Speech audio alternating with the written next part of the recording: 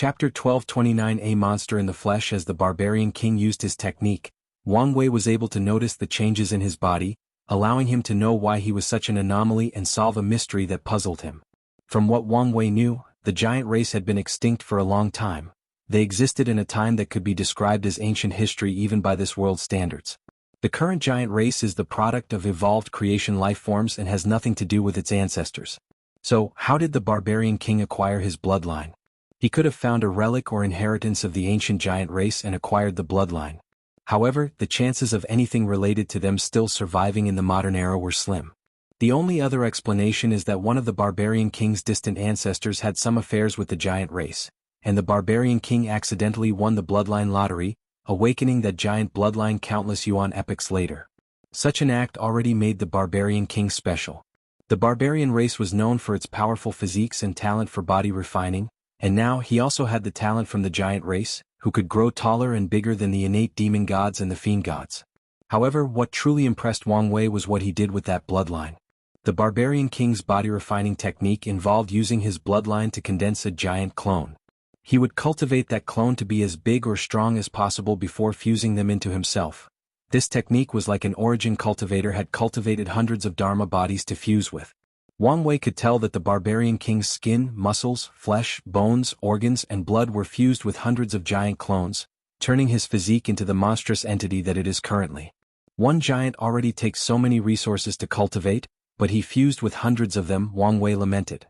The barbarian race must have dedicated so much effort to train this bastard, but why was he living in this desolate place? As soon as he asked his questions, Wang Wei had an answer, so he could only shake his head. The barbarian king awakened the will of all the giant clones he had previously absorbed, fusing them into one before combining them into his true will. The lightning around his eyes was no longer red but purple. "Now I'm at my best," the barbarian king declared. "Indeed. In that case, let's get this show started." Wang Wei used his fate escape technique to appear before his opponent and punched him in the stomach. The barbarian king responded by blocking with his left elbow. This attack was an initial test, so Wang Wei used the previous condensing technique. As expected, the barbarian king learned from the previous battle and drastically improved, but he was still not in the same league as Wang Wei. However, he did not need to.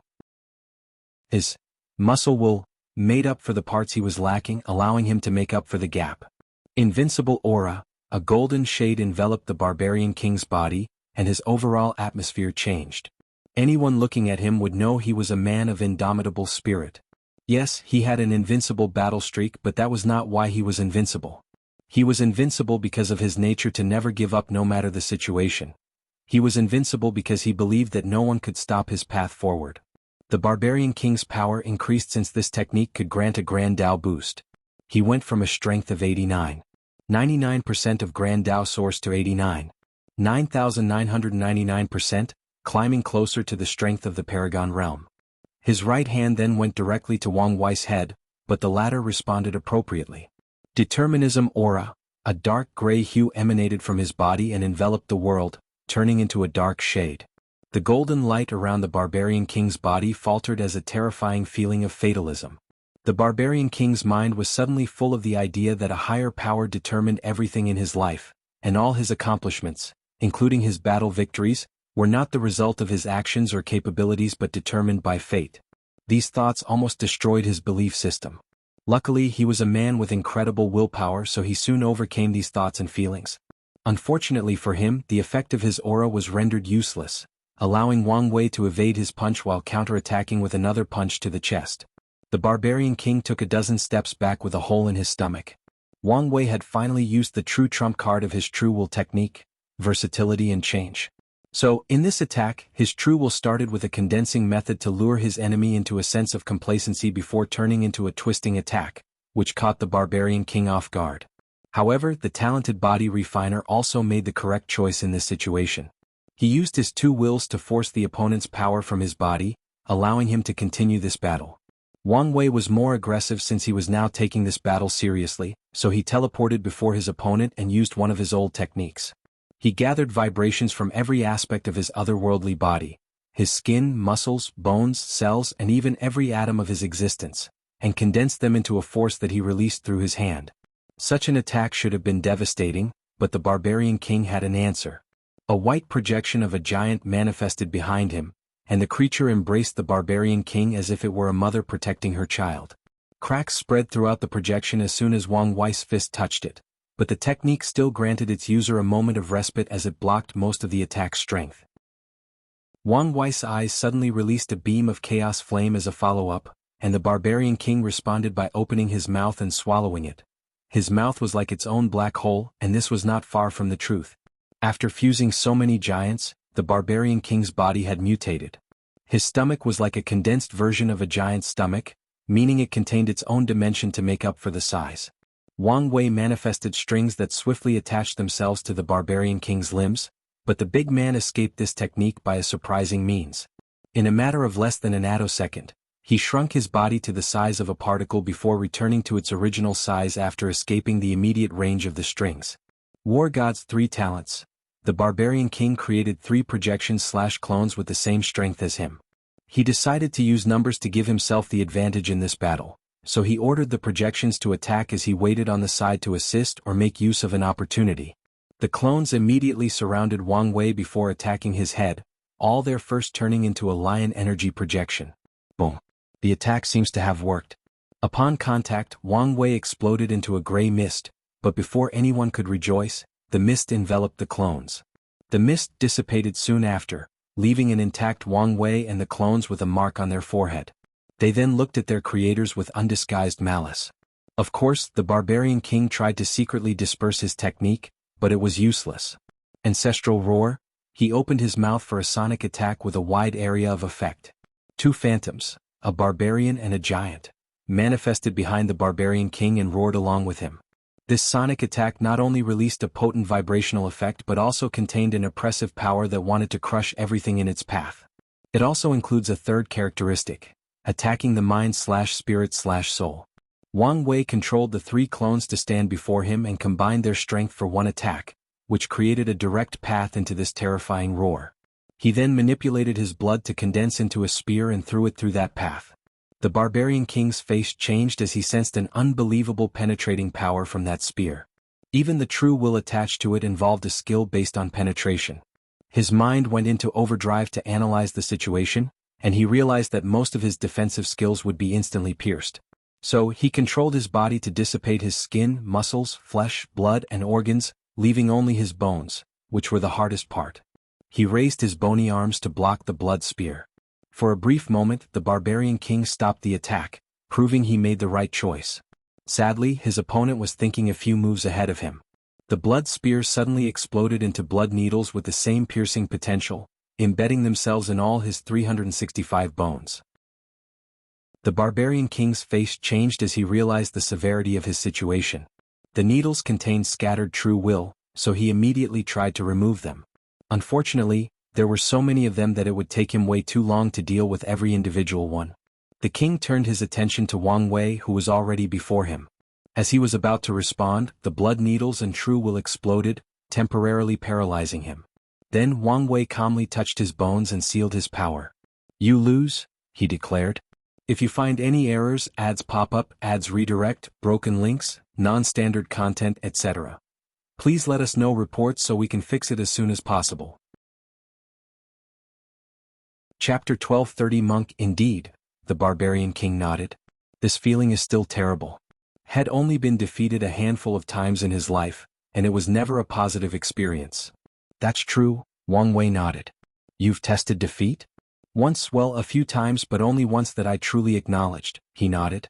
"Someone has defeated you? I would love to meet such a talent." "Dead." "That makes sense," the barbarian king nodded. He took a moment to break the seal from his body as he did not like the sense of weakness he was currently feeling. "My intuition tells me you came here for a purpose, so let's talk somewhere private."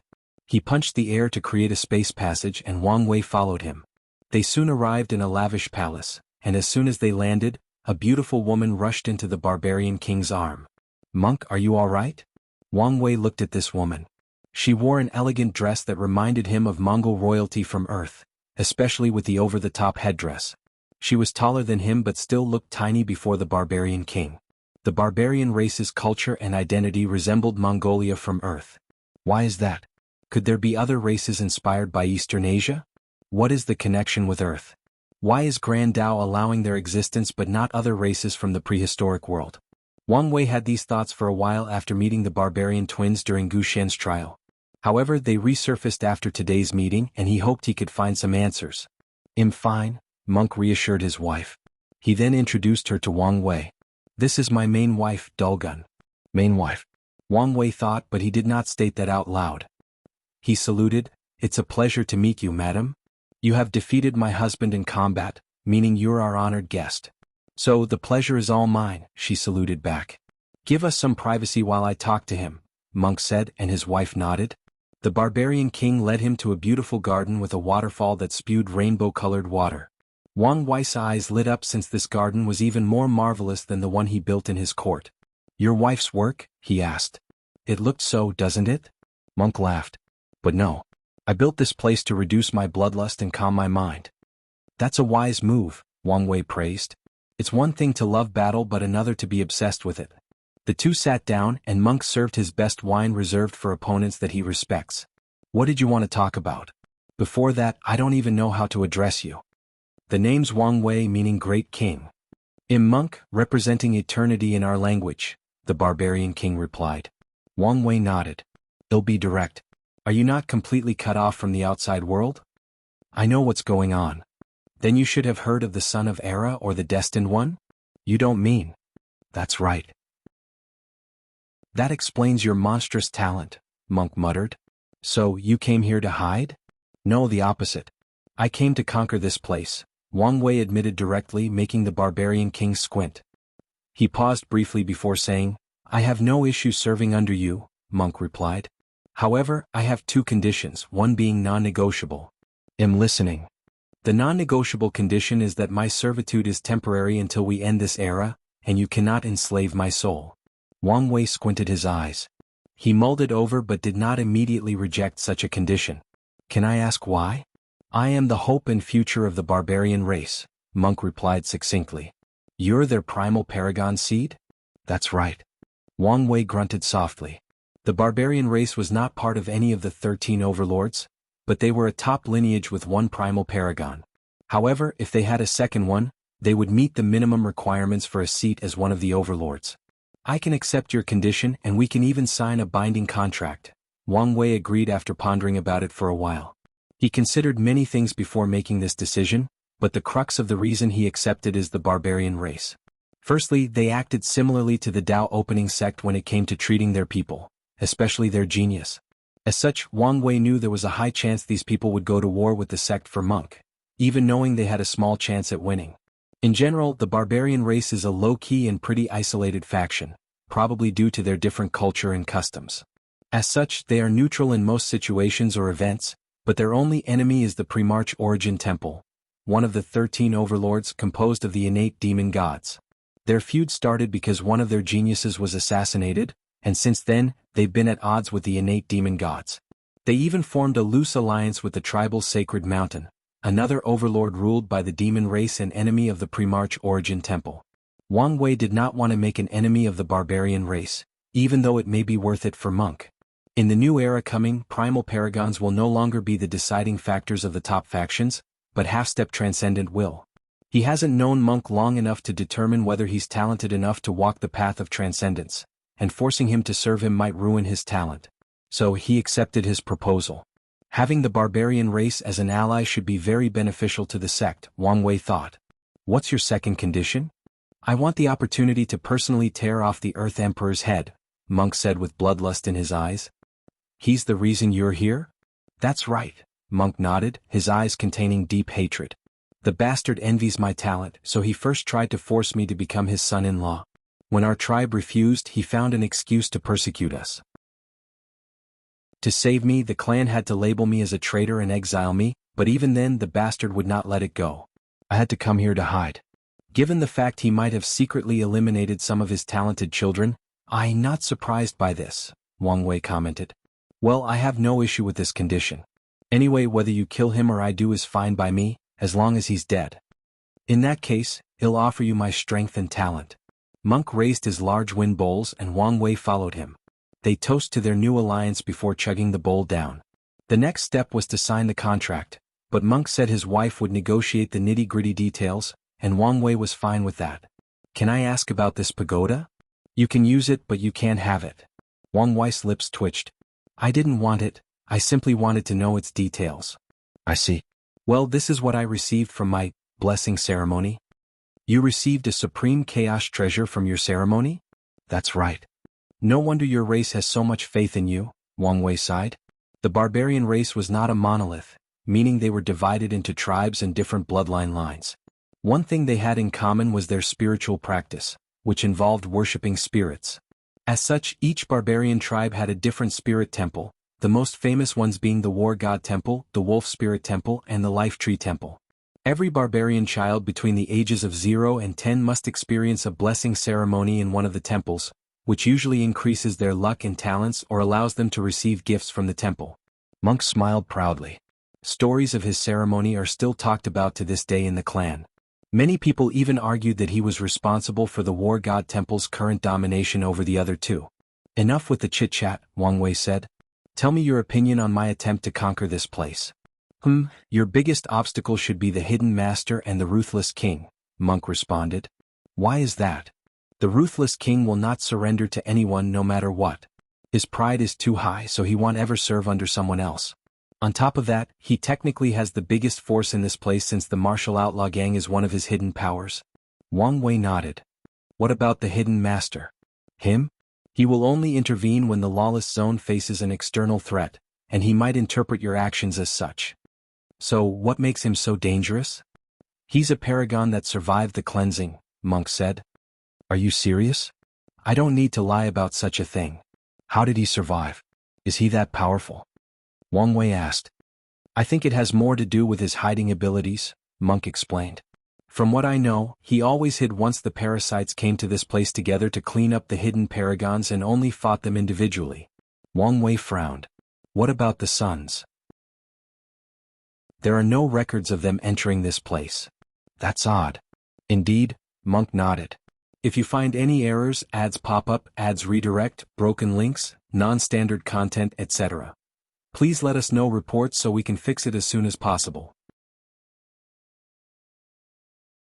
Chapter 1231 The deployment plan. Could this place be, as the rumors said, under the influence of heavenly Tao, which may thus affect even half-step transcendent?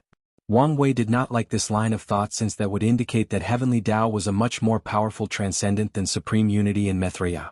However, if that were the case, how could it allow Supreme Unity to take its power? Unless achieving half-step transcendence was a standard method allowed by Grand Tao, thus granting sentient beings a chance at controlling heavenly Tao, Wang Wei analyzed. He grunted softly, still not liking this explanation.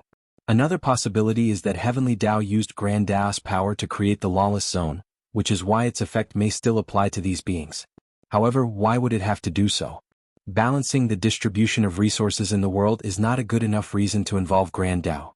So, is there a deeper secret about this place, or is my theory completely wrong? Wang Wei wanted answers, but he also realized that thinking alone would not help. Once he's done conquering this place, he might have to take some time and investigate its secret. I have one more thing to ask you about, Wang Wei asked. Am listening, Monk nodded. Do you know whether the barbarian race has an unknown origin? Monk stopped drinking and looked at him. What is it? Did I mention a sensitive topic? Kind of, Monk replied before finishing his wine bowl. We suffer much discrimination because of our culture and language, especially in the early days of our history. Yet, Buddhism is perfectly fine despite also being an anomaly. Wang Wei understood what he meant. Buddhism's name and culture still retain aspects of their origin in India, meaning they are also an anomaly in the universe. However, they are widely accepted and even worshipped across the chaos universe. Your race should have been curious about your origin. Didn't you try to explore it? Wang Wei asked. We did, Monk replied. The result was that we were born in the eternal ascension world just like everyone else, and our culture diverged from others at a certain point in our early history. Meaning there was no anomaly from your development? You just naturally evolved such a culture? Correct, Monk nodded. Another possibility is a higher power influenced you without even noticing it. Wang Wei nodded, and Monk gave him a praising look. We deduced the same thing after realizing that most of our brethren from other source chaos worlds evolved in the same way. They developed the same culture with minor changes in languages and so on. Wang Wei pondered about the situation. He was intrigued by Buddhism and the barbarian race's origin, believing them to have some connection with the prehistoric world in one form or another. He also thinks Grand Tao is involved in this, and probably the cause of the uniqueness of these two groups. Well, thank you for answering my questions.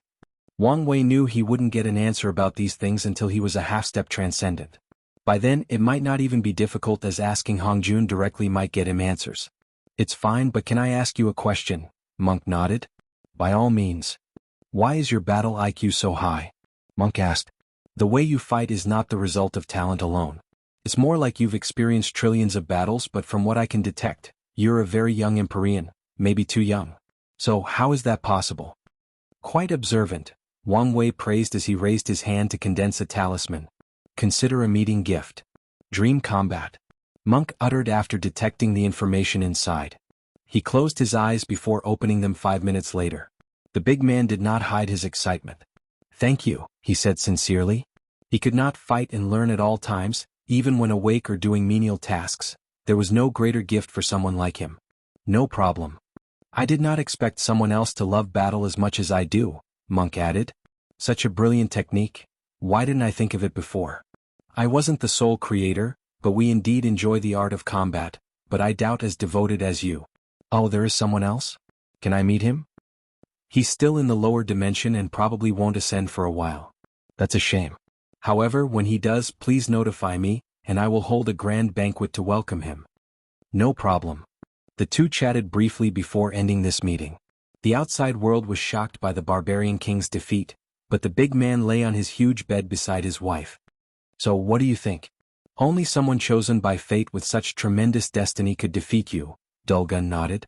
Then she asked, you said his name was Wang Wei? Yes, why? Do you think he's from that Wang clan?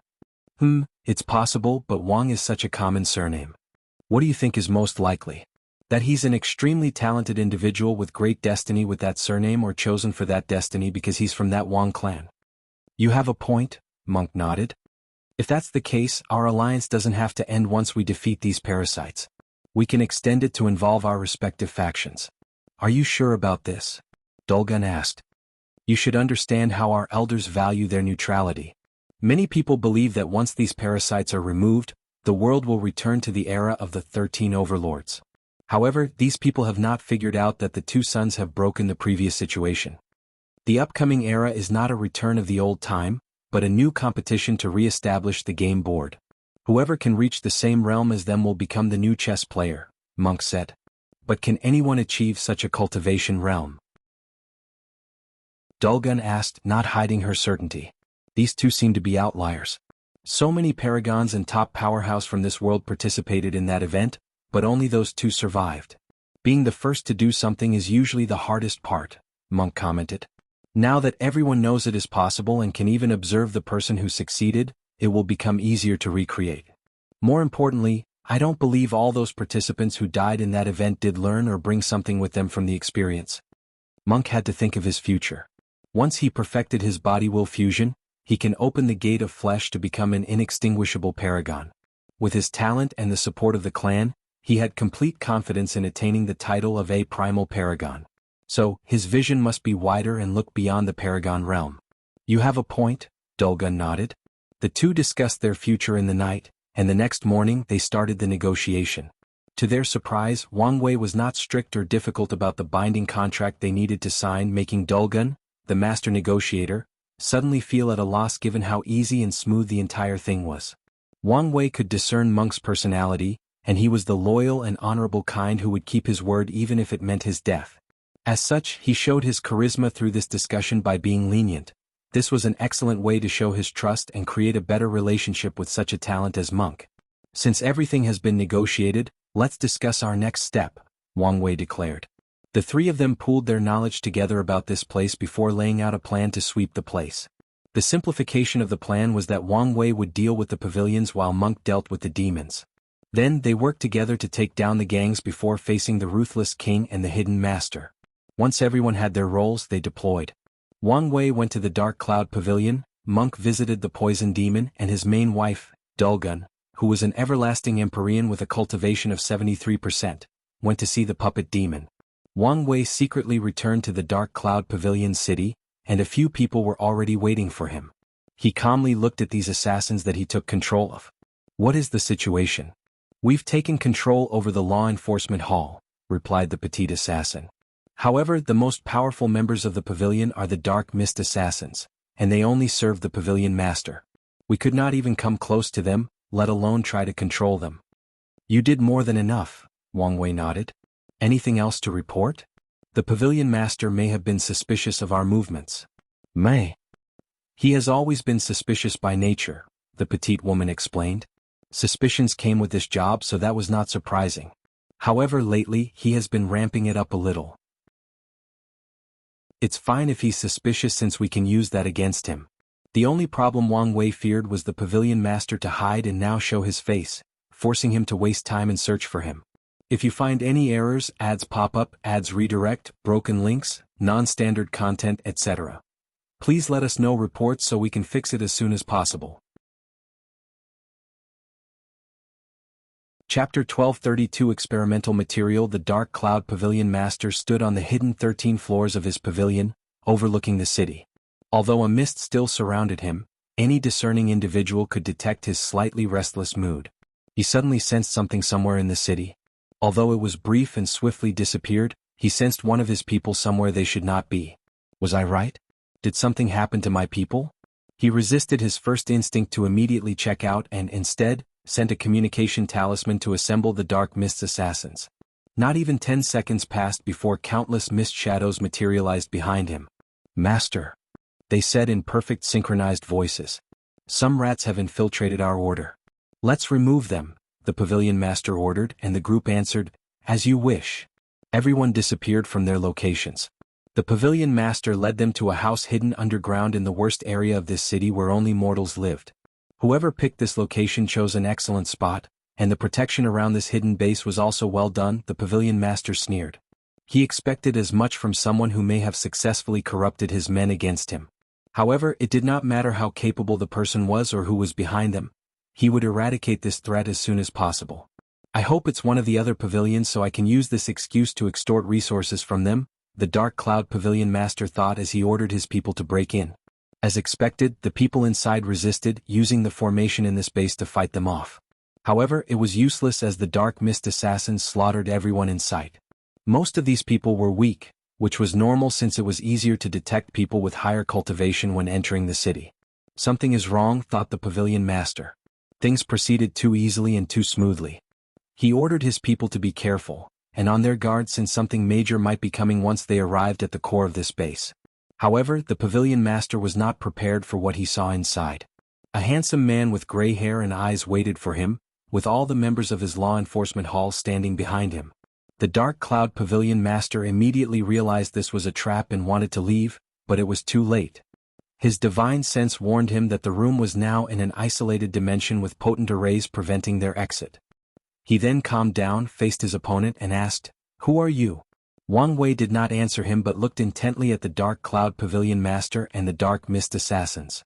"You have the rare Dark Mist Chi, which boosts assassin-related skills and allows its user to share the Chi with others, forming a bond similar to that of a hive mind.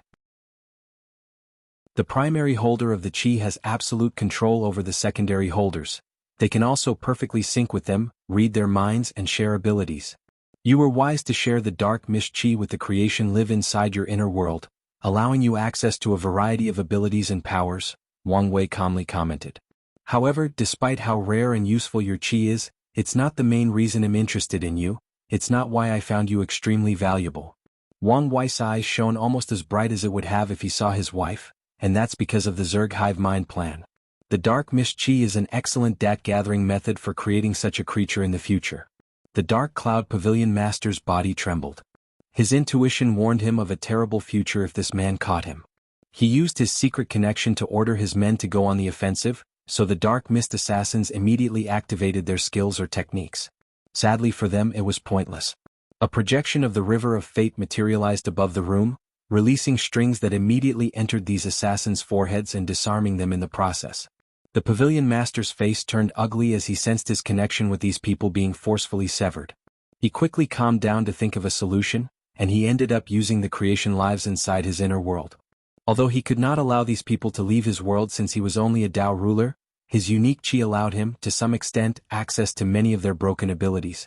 Breaking Void, the Dark Cloud Pavilion Master disappeared from the room as he chose a talent to help him escape the situation. Unfortunately for him, he reappeared in the same room after another second after navigating through hundreds of spatial layers. Wang Wei suddenly appeared before him and punched him. The Dark Cloud Pavilion was not instantly outclassed despite the situation. He responded by using an ability that turned her body into blue stone and even successfully blocked Wang Wei's terrifying punch. However, this was the extent of his ability in this fight. As soon as his body touched Wang Wei's fist, his face changed because a powerful seal enveloped his inner world and sealed his power.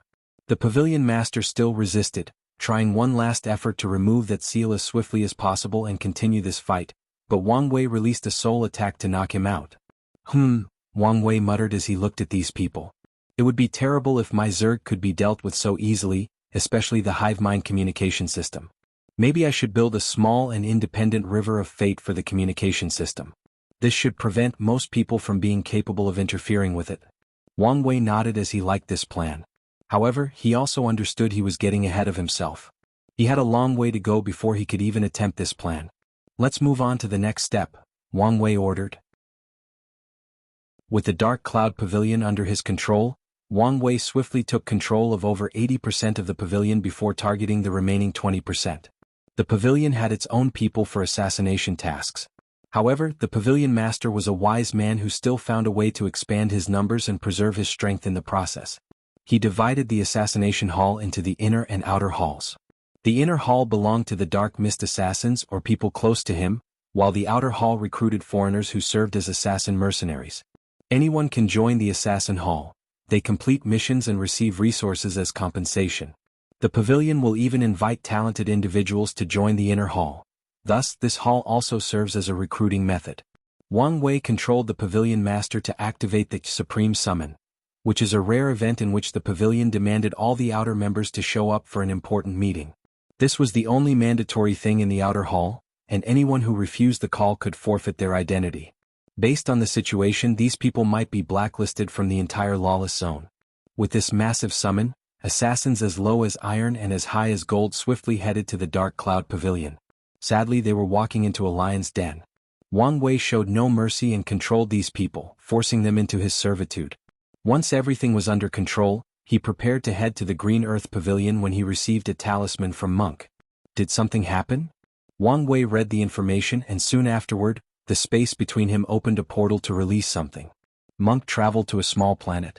At first glance, this planet seemed beautiful and could be described as a heavenly paradise. The mortals were happy, had plenty to eat and lived fulfilling lives. However, only a few people knew this was just a facade. MÖngke teleported directly to a towering mountain surrounded by a mist. As soon as he arrived, the mist on top of the mountain receded, showing a woman who embodies the idea of a demoness. She wore a long white robe that trailed behind her, but her hair was abnormally dark. It could be described as Vanta black. She used a dark green powder to shade her lips, and her pointy nails were purple-black. The poison demoness looked down the mountain with her violent eyes. "Barbarian King? Why are you here?" she asked before suddenly remembering something. "I heard you were defeated yesterday." She did not hide the schadenfreude from her voice. "Are you here to get some poison from me to defeat your opponent? Do you think him that kind of person?" MÖngke rebutted. "True," nodded the demoness. "So, what's your purpose here?" "I haven't cultivated a new batch of poisons that are somewhat effective for your body tempering." Her voice contained a hint of annoyance and embarrassment at the last sentence. "I'm here on behalf of the new lord I serve under," MÖngke said calmly, making the demoness squint her eyes. "Surrender or be forced to do so. If you find any errors, ads pop up, ads redirect, broken links, non-standard content, etc. Please let us know reports so we can fix it as soon as possible."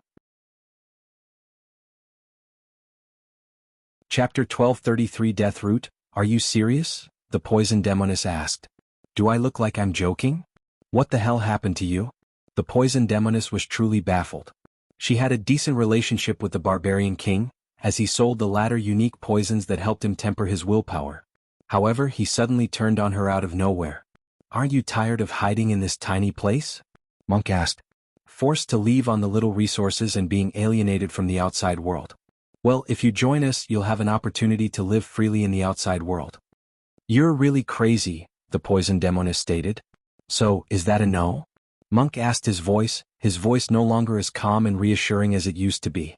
The two looked at each other from across the mountain, and after a few seconds the demoness walked away, and the mist completely swallowed the mountain. Boom. The mountain trembled as MÖngke attacked the arrays. The mountain's defense force activated, releasing thousands of horrifying poisons, but they were useless to him. Damn it, I must run away, the poison demoness thought as she quickly flew to her palace at the center of the mountain. Although she was an Empyrean, and a scary one due to her high achievements in the Tao of poison, body refiners like MÖngke were her antithesis, rendering her abilities useless. The demoness heard a terrifying sound from a distance, and she knew the bastard easily dealt with her formation, meaning time was running out. She did not care about all the disciples/slaves around the mountain and activated the power from her palace, which was, in fact, her Empyrean artifact called the Poison Garden. The palace turned into a green light that flew into the sky, trying to leave this planet as swiftly as possible. However, the humongous hand of a giant manifested in the void and slapped the palace down, crashing it down to an ocean on the planet. MÖngke, do you think I'm scared of you? Do you take me for a soft persimmon?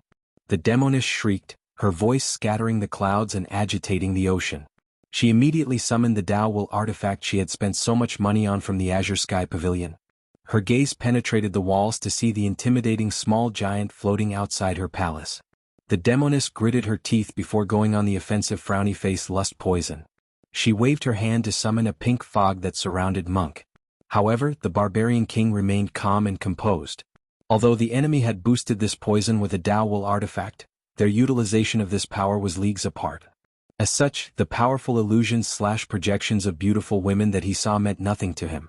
Additionally, his absolute control over his body prevented him from even reacting to this poison. So, this is a distraction? MÖngke thought, so he focused on the Poison Palace. As expected, the latter had applied another poison that could create illusions to hide herself and escape. His eyes turned red as he used his technique, the War God Eyes, which was excellent for seeing through falsehood. MÖngke then saw everything. Instead of flying out of the planet while he was distracted, the palace hid deep underwater, hoping he would not notice it, forcing him to search for it mindlessly like a chicken who had lost its head. MÖngke secretly shook his head before opening his mouth and inhaling. He instantly swallowed all the water and sea life on the ocean, leaving the planet bare. You should realize I've been lenient so far, but this is my last warning. Surrender peacefully. Otherwise it'll start to get rough. Do you think this is over? No, this is just the beginning, the poison demoness declared with gritted teeth. She knew the poison would not be that effective, but the effects were truly subpar compared to her calculations. The demoness was proud of this poison. She made the people of this planet so happy to absorb the 6 emotions and 7 desires from them to cultivate this poison, and yet, it was such a major failure. She exhaled to calm down. Now that things had come to this, she had no choice but to use her last resort. A black, majestic, metallic dragon rushed out of her palace, looking at MÖngke with terrifying eyes. A metallic dragon? MÖngke asked. The creature was so lifelike and even its aura was similar to the ones had read about. But his eyes quickly saw the truth. No, this is a puppet, probably the work of the puppet demon. MÖngke looked at the palace with a strange expression. It's common knowledge that the puppet demon lusts after your beauty. What did you do for him to build such a thing for you? Bastard, do you want me to claw your eyes out? The poison demoness yelled, almost losing all her composers. I only promised to owe him a great debt. If you say so. I'll kill you, she screamed, controlling the dragon to rip the bastard apart. However, MÖngke calmly shook his head. Many people believed the barbarian race's contradiction with the innate demon gods was recent, but only a few people know that we used to hunt dragons during the innate acquired war. In fact, hunting dragons used to be a part of culture. It was a way for any warrior to prove their might. MÖngke grinned. I always thought it was unfortunate that this custom was no longer in place. However, your little dragon might allow me to live some of my childhood fantasies. He clenched his fist before attacking. Dragon-slaying fist, penetrating spear, MÖngke's attack released a piercing attack that left a hole in the dragon puppet. The hole immediately released a green poisonous gas, but such a thing was useless to him. So he continued his attack. Dragon-slaying fist, destruction hammer, he appeared above the dragon's head and used a brutal attack that pulverized the creature's cranium. However, the puppet was still moving despite losing its head. Its metallic claws and dragon tail continued attacking MÖngke, who easily evaded. With his eyes, he soon found the puppet core, and his body flew into the creature to rip it out from the other side. The poison demoness looked at this with hopelessness. She prepared this expensive puppet in case she had to deal with MÖngke or any other body-refining bastards one day. However, she did not expect the bastard to be this powerful. "Don't make me break your palace," MÖngke declared. He knew if he broke her proven Dao artifact, it would take some time to fix, thus rendering her unable to perform at full capacity. Such a fact could delay their plans to end this era, so the best way to deal with her surrender was for her to give up now. The poison demoness sat on a throne in one of the rooms in her garden. She looked at MÖngke outside with loathing and hatred. However, when she saw him clenched his fist, she exhaled to calm down before deactivating the garden's defenses. Not long after, the barbarian appeared in her throne room, and the demoness did not stop looking at him with hatred. "If only I didn't lose that poison," she said with gritted teeth. "I would have you beg for your life before killing you." "Oh? What kind of poison would make you so confident?" "Death root poison. That's a tier 12 poison that can even kill a paragon. How on earth would you get your hands on such a thing?" MÖngke asked, his expression not hiding his doubt. "It was broken, already reduced to tier 10, the demoness explained. To restore that poison, I planted it inside my Grandmist world and killed every living being. Then, I had to recreate these creatures and repeat the process 3 billion times before the thing fully revived. I spent so much time and effort." Her eyes turned red as the memory of what happened resurfaced, along with the uncontrollable anger. She spent so much time and energy, even almost dying once the death root had to experience tribulation before returning to its original power. "Then not long after I succeeded, one of my disciples took it and ran away." "What horrible luck," MÖngke commented. "If I still had it, this ending would have been different." "Not necessarily," MÖngke replied. "In the Lawless zone, even tier 12 resources are affected, meaning the death root poison's power could not exceed that of the Empyrean realm. As such, MÖngke was confident in dealing with it while still here. The information about the death root seems important, so let me tell Wang Wei." MÖngke's finger forced out a drop of blood that condensed into a communication talisman that flew into the distance. Then he looked at the poison demoness. "Before meeting the new boss, I have a proposition for you." "What is it?" "Do you want to become my new wife?" MÖngke asked. "Bastard, what did you say?" "You heard me," MÖngke replied. "You're such a talent that it would be a waste not to try to have you." The barbarian race has cultivated poison masters for various reasons, including medicine, body tempering, and to use against their enemy. There are even a few tribes with a poison spirit temple. One of MÖngke's wives also cultivates poison Dao, but she is nothing compared to this demoness. That's why he would buy poison from her. If you accept my offer, I can talk to the new boss to treat you better while you're under his service," MÖngke said with a grin. "If you find any errors, ads pop up, ads redirect, broken links, non-standard content, etc. please let us know reports so we can fix it as soon as possible." Chapter 1234 Dulgun vs. Puppet Demon. Dulgun arrived before an enormous black cauldron floating in the void. She had over 100 people behind them, all in rank 11 but from different paths. She was still dressed regally, and the serpent-shaped staff in her hands accentuated her noble aura.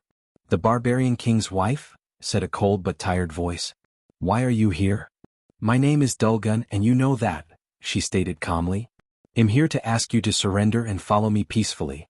The void was momentarily quiet before the puppet demon stated, "It seems the barbarian king did not come. Go away. I don't have time to waste on you." Dulgun remained calm and she did not utter another word. She raised her staff to release a red light that enveloped the people behind her. War God's blessing. These cultivators' aura suddenly increased significantly. To be precise, their strength rose by 3-fold. There were a few individuals whose strengths were on par with 7-fold, and they immediately reached the peak of the Empyrean realm. Dulgun's men roared as they sensed the power coursing through their veins. They loved going on missions with the queen because they could fight all out without worrying about their lives. Dulgun waved her staff again, this time releasing a white light. For the second blessing, she removed these men's sense of pain so they could fight without any concerns or restraint. An elderly man dressed in a black robe, heavy bags under his eyes, scattered white hair, and a pair of creepy eyes appeared before the group.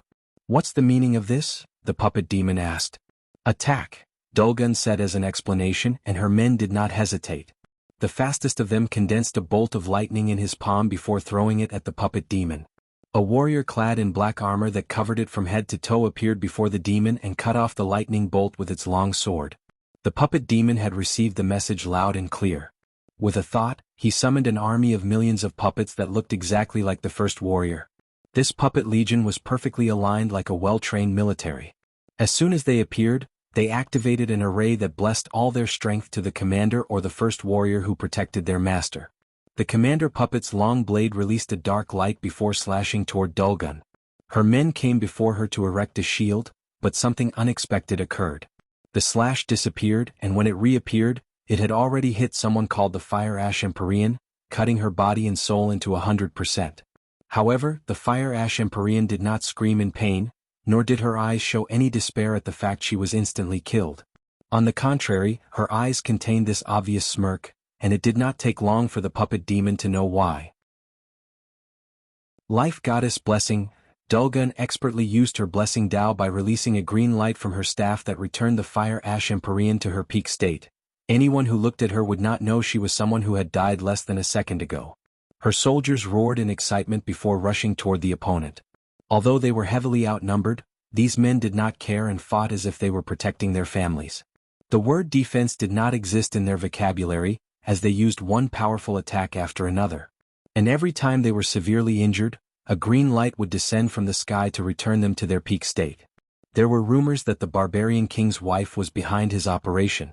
However, who would have thought she was so capable, the puppet demon thought. However, little did he know how stupid his thoughts were. Dulgun was an everlasting Empyrean, and only talented individuals can achieve such a thing. As such, he should have immediately taken her seriously after laying eyes on her. It's probably best for me to end this fight as soon as possible in case the barbarian king is not far from here, he thought.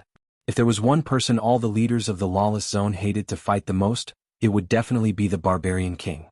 The brute was extremely powerful, but on top of that, he was essentially unkillable. No attack worked on him, and underhanded methods like poison or assassination were also useless. As the puppet demon was deciding on his next move, Dulgun had already chosen her next move. Affliction, non-flesh life curse. Her Tao did not only allow her to give people blessings but also afflictions or curses. For this fight, she used an affliction that targeted non-flesh creatures like puppets. Her staff released a brown light that enveloped the void, and as soon as it passed through the puppets, a startling change occurred. Many of the puppets melted, releasing a decaying odor. A few survived, but their aura was drastically weaker, and their bodies seemed to have turned rusty, thus limiting their mobility or other abilities. "Damn it," cursed the puppet demon, preparing to do something. However, he greatly underestimated his opponent, thus losing the momentum of this battle. The Fire Ash Empyrean and the Thunder-Piercing Empyrean used a Thunderflame Tornado attack, killing the commander and most of the surviving puppets. The demon immediately tried to summon more of his creation, but his face contorted as he realized Dulgun had used her Tao will to block the surrounding space, cutting access to most of his legions. The demon then calmly watched as a group of attacks rushed toward him. He could tell these attacks were not enough to kill him but severely injured him so he could be captured. "Do you think I'm helpless without my puppets?" he thought with a sneer. Unfortunately, these people did not know that he was the ultimate puppet. The puppet demon calmly raised his left hand, and it turned into a shield that was tall enough to reach above his head. The shield blocked these hundreds of attacks and then he went on the offensive. Myriad Tao Core. Space. The puppet demon's heart, which he had replaced with a unique puppet core, activated. A rune representing space flashed on the core, and the demon's right hand turned into a sword. Dimension Slash. The demon created 2 slashes. The first targeted the space blockage that prevented his access to his puppets, and the other directly targeted Dulgun. However, she ignored the attack and focused on ensuring the opponent remained isolated. Meanwhile, 2 of her men appeared before her and released all the blood in their bodies to form a cocoon that protected them. The blood cocoon was effective, allowing Dulgun to focus on her opponent. She used another affliction targeting puppets, but the demon was unaffected for 2 reasons. Firstly, he teleported away and activated the curse rune from his core. Dulgun countered by using a domain technique, changing the surroundings into a dark universe composed of curses. The puppet demon opened his mouth to fire a light beam that purified this entire domain in a matter of seconds. However, Dulgun's previous attack was only to buy time for her real trump card. The war god descended, an intimidating spirit appeared before everyone.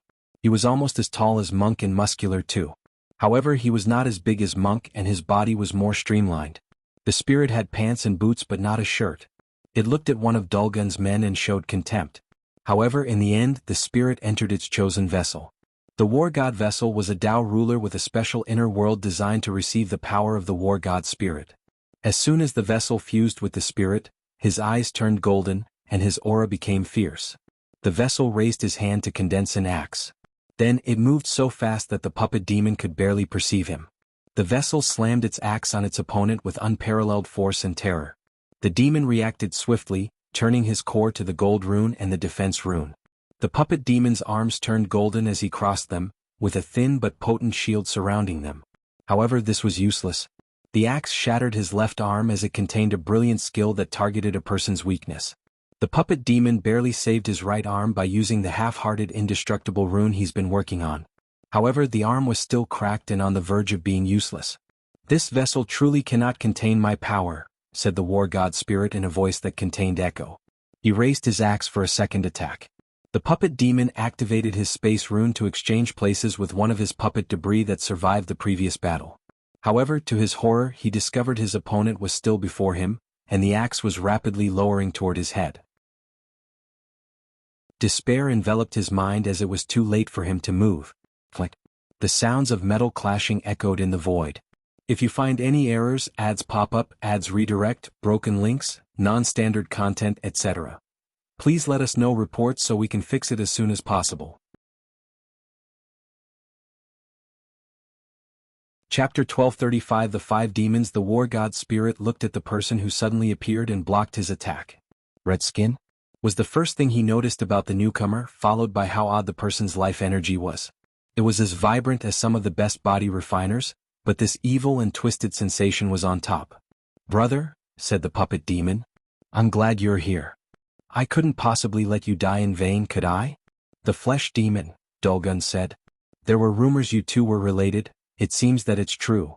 "You've crossed the line," said the flesh demon, his black clothes perfectly fitting his well-toned muscles. He was a handsome middle-aged man despite his odd red skin, but there was this evil aura around him that instantly made people weary of him. "Cross the line?" said the man who enjoys taking others' body parts to strengthen his flesh. Dulgun sneered. "Didn't you once boldly proclaim you would turn my husband into one of your flesh collections? Well, this is your opportunity." The flesh demon quietly stared at her. "The master never truly trusted you or the Ruthless king, believing that your background meant that you were not one of us. Your actions have proven him correct. No need to use him to scare us. Since we made this move, it means we're ready to confront him." The flesh demon frowned, wondering where the barbarian king's confidence originated from. Even if he gained some success in his cultivation, it was not wise to attack the other factions and antagonize the entire lawless zone. "Remember, you're the one who chose this path," the flesh demon declared before looking at his sworn brother. "Can you still fight?" "I can, but with only one arm, my strength will drastically reduce." The flesh demon pondered briefly, and in the next moment, he pushed out his humerus bone and handed it over. "Will that work?" "Of course." The puppet demon put the bone in his left socket and instantly, it turned into a new puppet arm. He moved it around, nodding in satisfaction. "It'll support you from the back so you can go on the offensive." The flesh demon ripped out his spine before turning it into a bow. Then he expelled a muscle from his thigh to use as the bowstring. He pulled the thing, and the resentments in his body from years of experimenting on people's flesh condensed into an arrow. He pointed the arrow toward the war god spirit and fired without hesitation. The spirit casually turned his head to avoid the arrow, but the thing turned around without losing its momentum and speed and rushed toward him. No, the arrow became even faster. The spirit waved his axe to destroy it but frowned in the process. The war god spirit immediately noticed a black spot on his hand. A curse? Moreover, it's a potent one based on resentment. A golden light descended from the sky, curing him of this curse. However, this was just the beginning. The flesh demon started to fire thousands of arrows, all moving at unreasonable speed and containing a terrifying curse that resents all life. The war god spirit could only evade while complaining about how weak his vessel was. Meanwhile, the other people Dulgun bought had to confront these arrows. With her help, they barely survived these powerful arrows. However, they were not useless, leaving the puppet demon ample time and opportunity to move on this battlefield as he saw fit. He activated his core and teleported a few meters away from her. The puppet demon looked at her with derision and hatred. "You'll make an excellent piece in my collection, while your husband's body is the best material to upgrade my brother's body. It seems I must do this the hard way," Dulgun stated, and her staff released myriad color lights that entered her body. The puppet demon's face changed and he rushed over for the kill, but she casually swung her staff to counter his sword. The puppet demon planned to go for a flurry of attacks. He even activated his speed rune to ensure he overwhelmed his opponent. However, he had to pause as he realized his sword had decayed after coming into contact with that staff. Dulgun took this opportunity to go on the offensive. She rushed toward him to punch him into oblivion. However, the demon was fast, so he moved backward. Dulgun moved her staff counterclockwise to release a potent pulling force that drew the demon to her before punching him through his chest and holding his heart. That idiot really left his core in the same place as his heart, she thought before putting a seal on the core, shutting down this puppet body. The puppet demon was decisive and immediately abandoned this body after realizing her intention. His soul flew out trying to get away. Although this body was his greatest work, it did not matter. He could build another one as long as he was alive and free. Dulgun predicted his movement and acted. Her staff released a blue light that forced the puppet demon's soul back to the puppet. Simultaneously, she detected 5 terrifying arrows rushing toward her back. She gritted her teeth and held on. Boom. The moment she forced the soul back into the puppet, the arrows hit. Her defense broke apart and she was hit. Black blood oozed from Dulgun's mouth, but she sighed in relief. She was in the infant fiend god realm, and she blessed her flesh, which allowed her to survive that attack. She gazed fiercely at that damn demon. What a stupid idiot, thought the flesh demon. It seems like I must run away. In that case, I need a distraction and cannon fodder. Blood suddenly spread from the pores in his skin, and each drop turned into these enormous red spiders. These flesh puppets should do the work, he thought. However, as soon as he had this thought, his sense of danger suddenly went haywire. The flesh demon trusted his instinct since he acquired it after grafting a genius brain into his body, which was born with a sixth sense ability. He looked in the distance and his face paled. He immediately ordered his puppets to attack while also using his bow to the limit. Sadly, the other people risked their lives to stop him. During this time, Dulgun had raised her staff to the sky and muttered, "The spirit of light, justice and all that is pure, I wish to cleanse this world of an ultimate filth, so please give me your blessing." A golden light descended from the sky to envelop Dulgun. She then waved her staff, spreading the light to every corner of the battlefield. The flesh demon tried to run away, but it was useless. The light was fast and it forcefully purified the resentment in his body. "No," he roared. "His flesh grafting art requires resentment to keep his body intact. It's one of the keys to why he has a body on par with indestructible emperors without having to experience the pain and struggle of body refining." The flesh demon's body turned into a red goo similar to slime before turning into a vaguely humanoid shape. The process repeated a few times as he tried to prevent his collapse. Dulgun watched all of this with a frown, and after pondering briefly, she provided him with some resentment to prevent him from completely collapsing. She sealed him before putting him away. The flesh demon was supposed to be husband's target, but his presence saves us a lot of time, Dulgun thought. She sent a message to her husband before taking a moment to heal herself and her companions before heading to her next target, the ghost demoness. This person's way of fighting is similar to the puppet demon as she relies on her vast army of ghosts. As such, she was the perfect counter to this kind of enemy. "Poison demoness garden, repeat what you just said," the demoness demanded, still baffled by what she heard. "You heard me," said MÖngke. "I knew all of you men were the same. Think about all the poison you can make from my blood," MÖngke persuaded. "The answer is still no," the poison demoness replied with a sneer. "That's a shame," MÖngke sighed. "It seems he will have to find another poison wife. Anyway, you should see the new boss."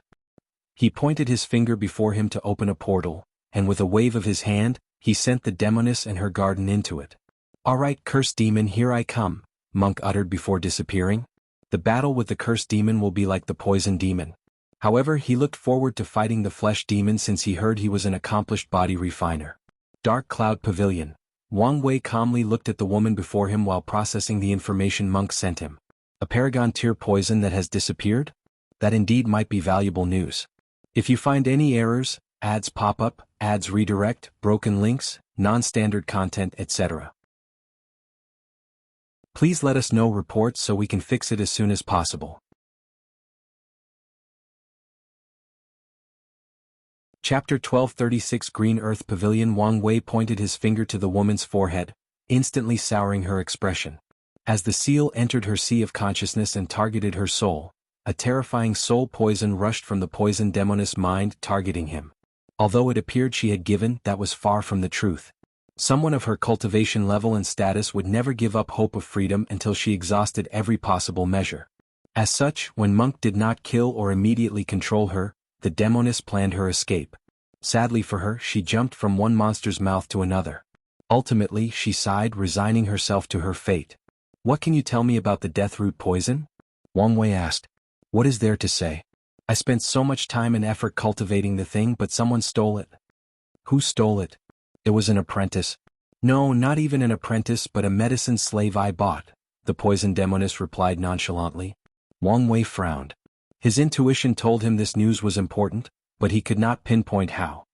His eyes turned gray as he divined some information, but a vaguely familiar fog blocked his true sight. He tried other divinations and discovered a clue. Where did you get the poison? Wang Wei asked. A fortunate encounter. In this place or outside? Of course this place. I haven't had anything to do with the outside world for a while. Wang Wei frowned, wondering whether the Lawless zone could give birth to a fortunate encounter of such a level. Although rare, it should be possible if someone who came to hide in this place brought the poison and died, thus leaving it as a fortunate encounter. You said you bought the medicine slave? From who? He asked. The Green Earth Pavilion, the demoness replied. Them? They sell people? One of the biggest sources of wealth from the Green Earth and Azure Sky Pavilion is selling slaves, the poison demoness calmly explained. They even used the 4 gangs to help, especially the Crazy Thief gang. That would explain the source of all the ordinary women and men in MÖngke's Battle Coliseum, Wang Wei thought. Did you make a fuss to the Green Earth Pavilion after the medicine slave escaped with your property? I did, the demoness replied. But they only offered twice the price I bought her for, which was nothing compared to the poison's value. It seems you might be immediately useful, Wang Wei muttered. He instructed her of something before turning into one of the demonish strings of her. Green Earth Pavilion.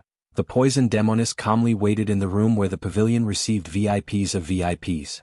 She had made trouble, asking to meet their pavilion master, and after she refused to be handled by their main manager, these people had no choice but to contact their leader. A few minutes later, the Earth Pavilion master entered the room, followed by 2 guards.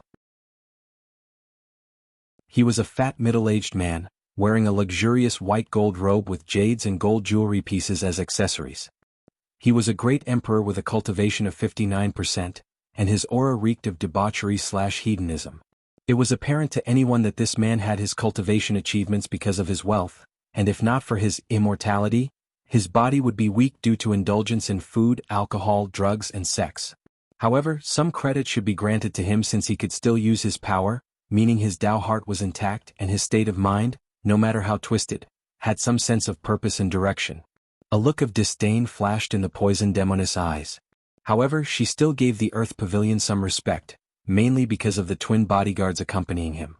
Meanwhile, the Earth Pavilion controlled himself and did not gaze at her with any lustful thoughts or intent.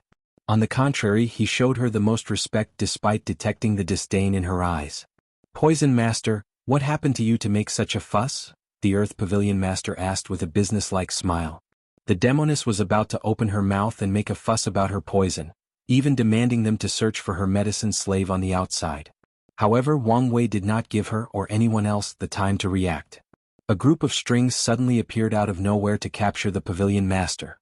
The twins reacted and tried to protect him, but everything was sudden and fast. They did not react in time.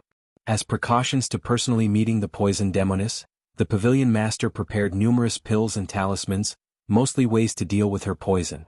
However, he also prepared if he needed to run away, so his talisman tried to take him away from the situation. Sadly for him, these strings contained the power of fate, thus blocking all possibilities of escape that he could think of.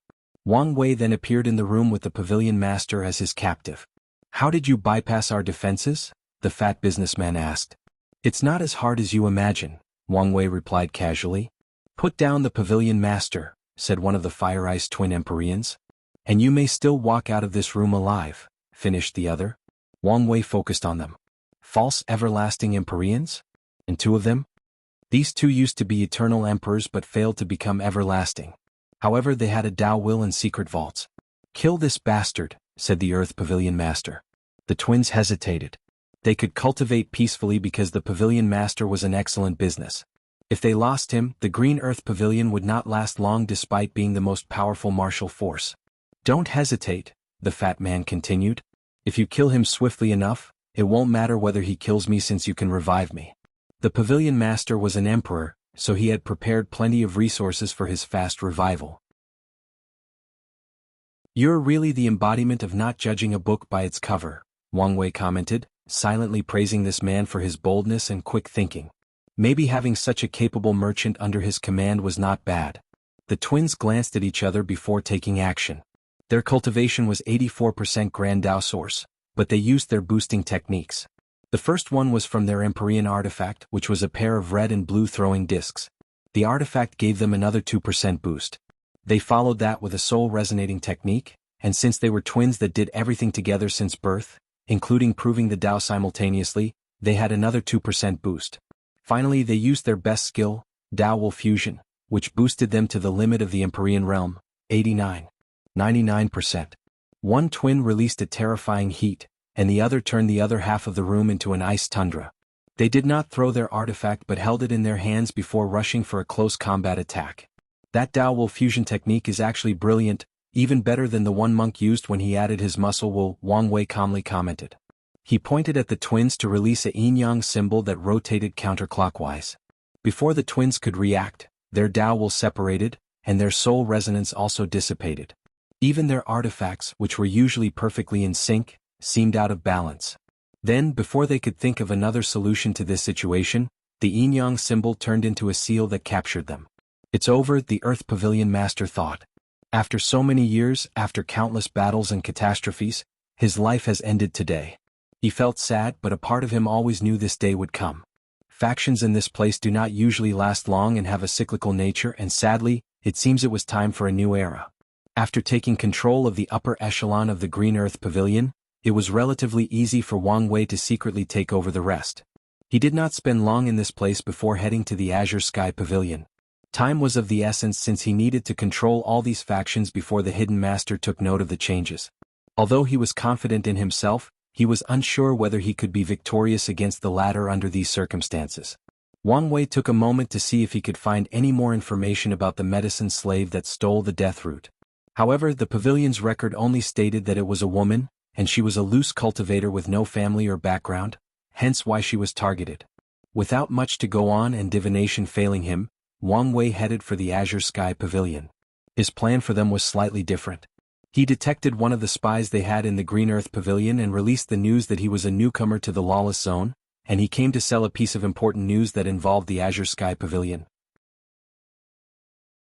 The information was about the secret routes they used to acquire resources from the outside. This news was in fact true, as Wang Wei had acquired it from the merchant that his Fate Shadow Guard accidentally saved. After setting the bait, Wang Wei waited. If you find any errors, ads pop up, ads redirect, broken links, non-standard content, etc., please let us know reports so we can fix it as soon as possible.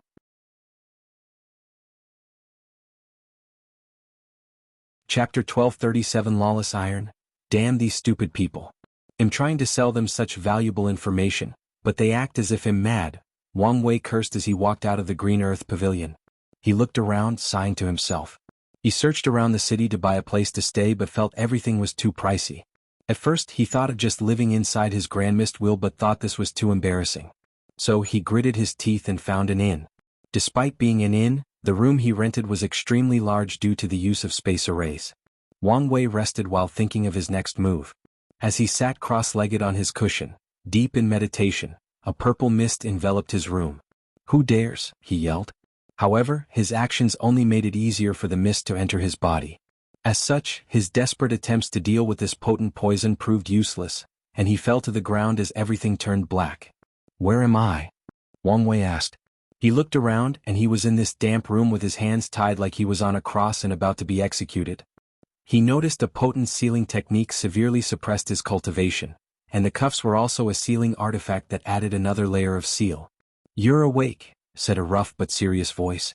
Wang Wei's eyes moved away from the torture devices in the room to a serious-looking man dressed in black and a scar over his left eye. Wang Wei knew this man for a variety of reasons. Firstly, he was part of the information he bought. Secondly, he had never passed out, so he saw every part of being transported to this dungeon. Wang Wei frowned. The spirit particle he previously separated did not detect the Sky Pavilion Master anywhere near this place. Since he's not here, I must draw him out. Bang. To the warden's horror, Wang Wei ripped the cuffs in his hand as if his sealing was useless, and before he could react, Wang Wei was holding him by the neck. "Have a nice little nap," Wang Wei uttered before dropping this expert torturer to the ground. Then he started turning this place upside down, beating anyone who was in his way and freeing all the other prisoners. As expected, it did not take long for the person he was waiting for to appear. A man dressed in a luxurious, long dark green robe with pointy shoulder pads and one eye closed walked into this prison. He had a calm demeanor, almost snake-like. He looked at the destruction around him and his men on the floor. "How useless are you people?" the Sky Pavilion Master uttered before glancing at Wang Wei. "Something is fishy about you." The information he received was that a loose cultivator was selling information about their secret route, but why would such a powerful loose cultivator lack resources?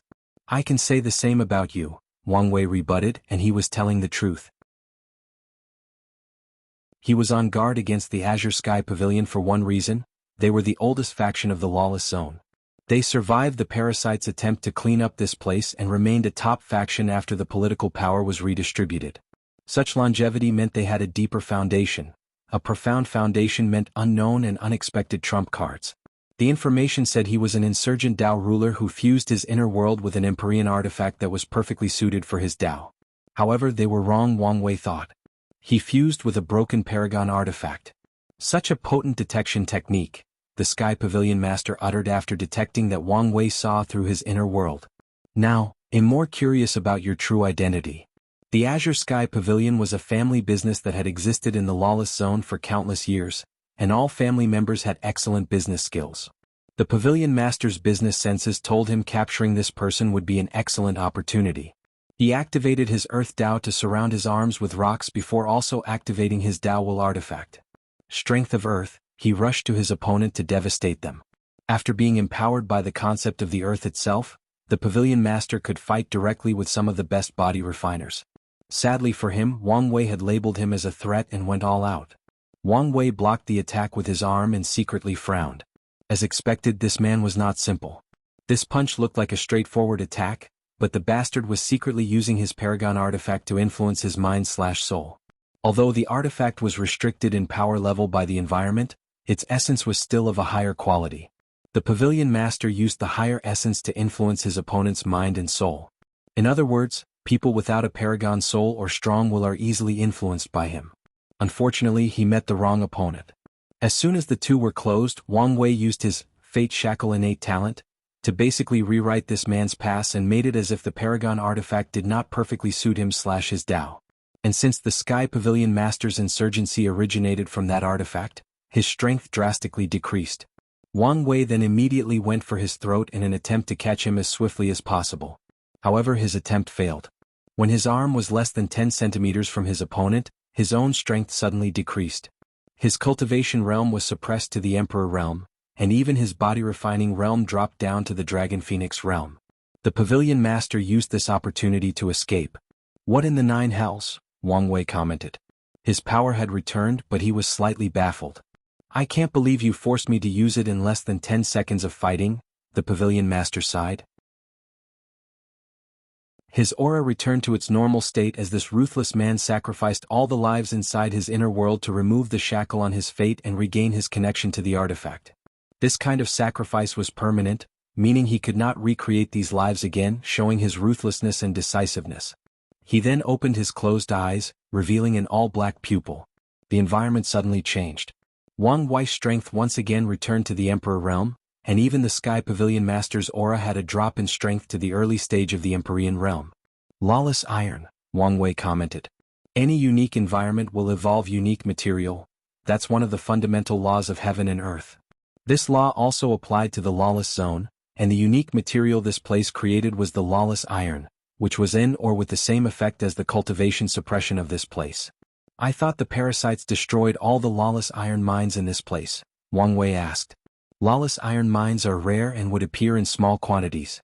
However, when the parasites cleaned up this place, one of their main targets was the mines. No, that's not important, Wang Wei continued. The truly impressive thing is the fact that you found a weapon master that can refine Lawless iron into such a small, powerful, and detailed artifact. Lawless iron is valuable even in the outside world because of its main use in creating prisons to hold powerful creatures or entities. However, it's not as valuable as in or to create weapons or artifacts because of how difficult it is to retain its power of suppression after being processed or when fused with other metals. One of the Lawless iron's natural characteristics is that it works better when there are large quantities of it. That's why Wang Wei found it incredible that he had an eye artifact with this effect. You're very knowledgeable and astute, but you talk too much for a prisoner, the Sky Pavilion Master stated as he once again encased his arms into a rock armor before going on the offense. I had no choice but to, Wang Wei replied with a smirk. Then, to the Rockman's horror, they clashed with both of them intact, meaning their strength was on par. Yo, how is that possible? Wang Wei smirked. He was not conversing mid-fight with an opponent for no reason. In this short time he got a basic enough understanding of the composition and effect of Lawless iron to use his Freedom Dao to become free of its effect. He did not return to his peak, but he regained his Empyrean level strength and his limit indestructibility, which was enough for him to deal with the situation. Damn you. The battle waged for a while, but ultimately Wang Wei was the winner. In the same cultivation realm/strength, it's a sure thing to bet on Wang Wei. As the Sky Pavilion lay on the ground, he held the Lawless iron eye in his palm. Truly masterful work, he praised. I have plenty of resources but not enough professional talent to put them to use. Now it seems I'm about to recruit a master weapon refiner. If you find any errors, ads pop up, ads redirect, broken links, non-standard content, etc., please let us know reports so we can fix it as soon as possible.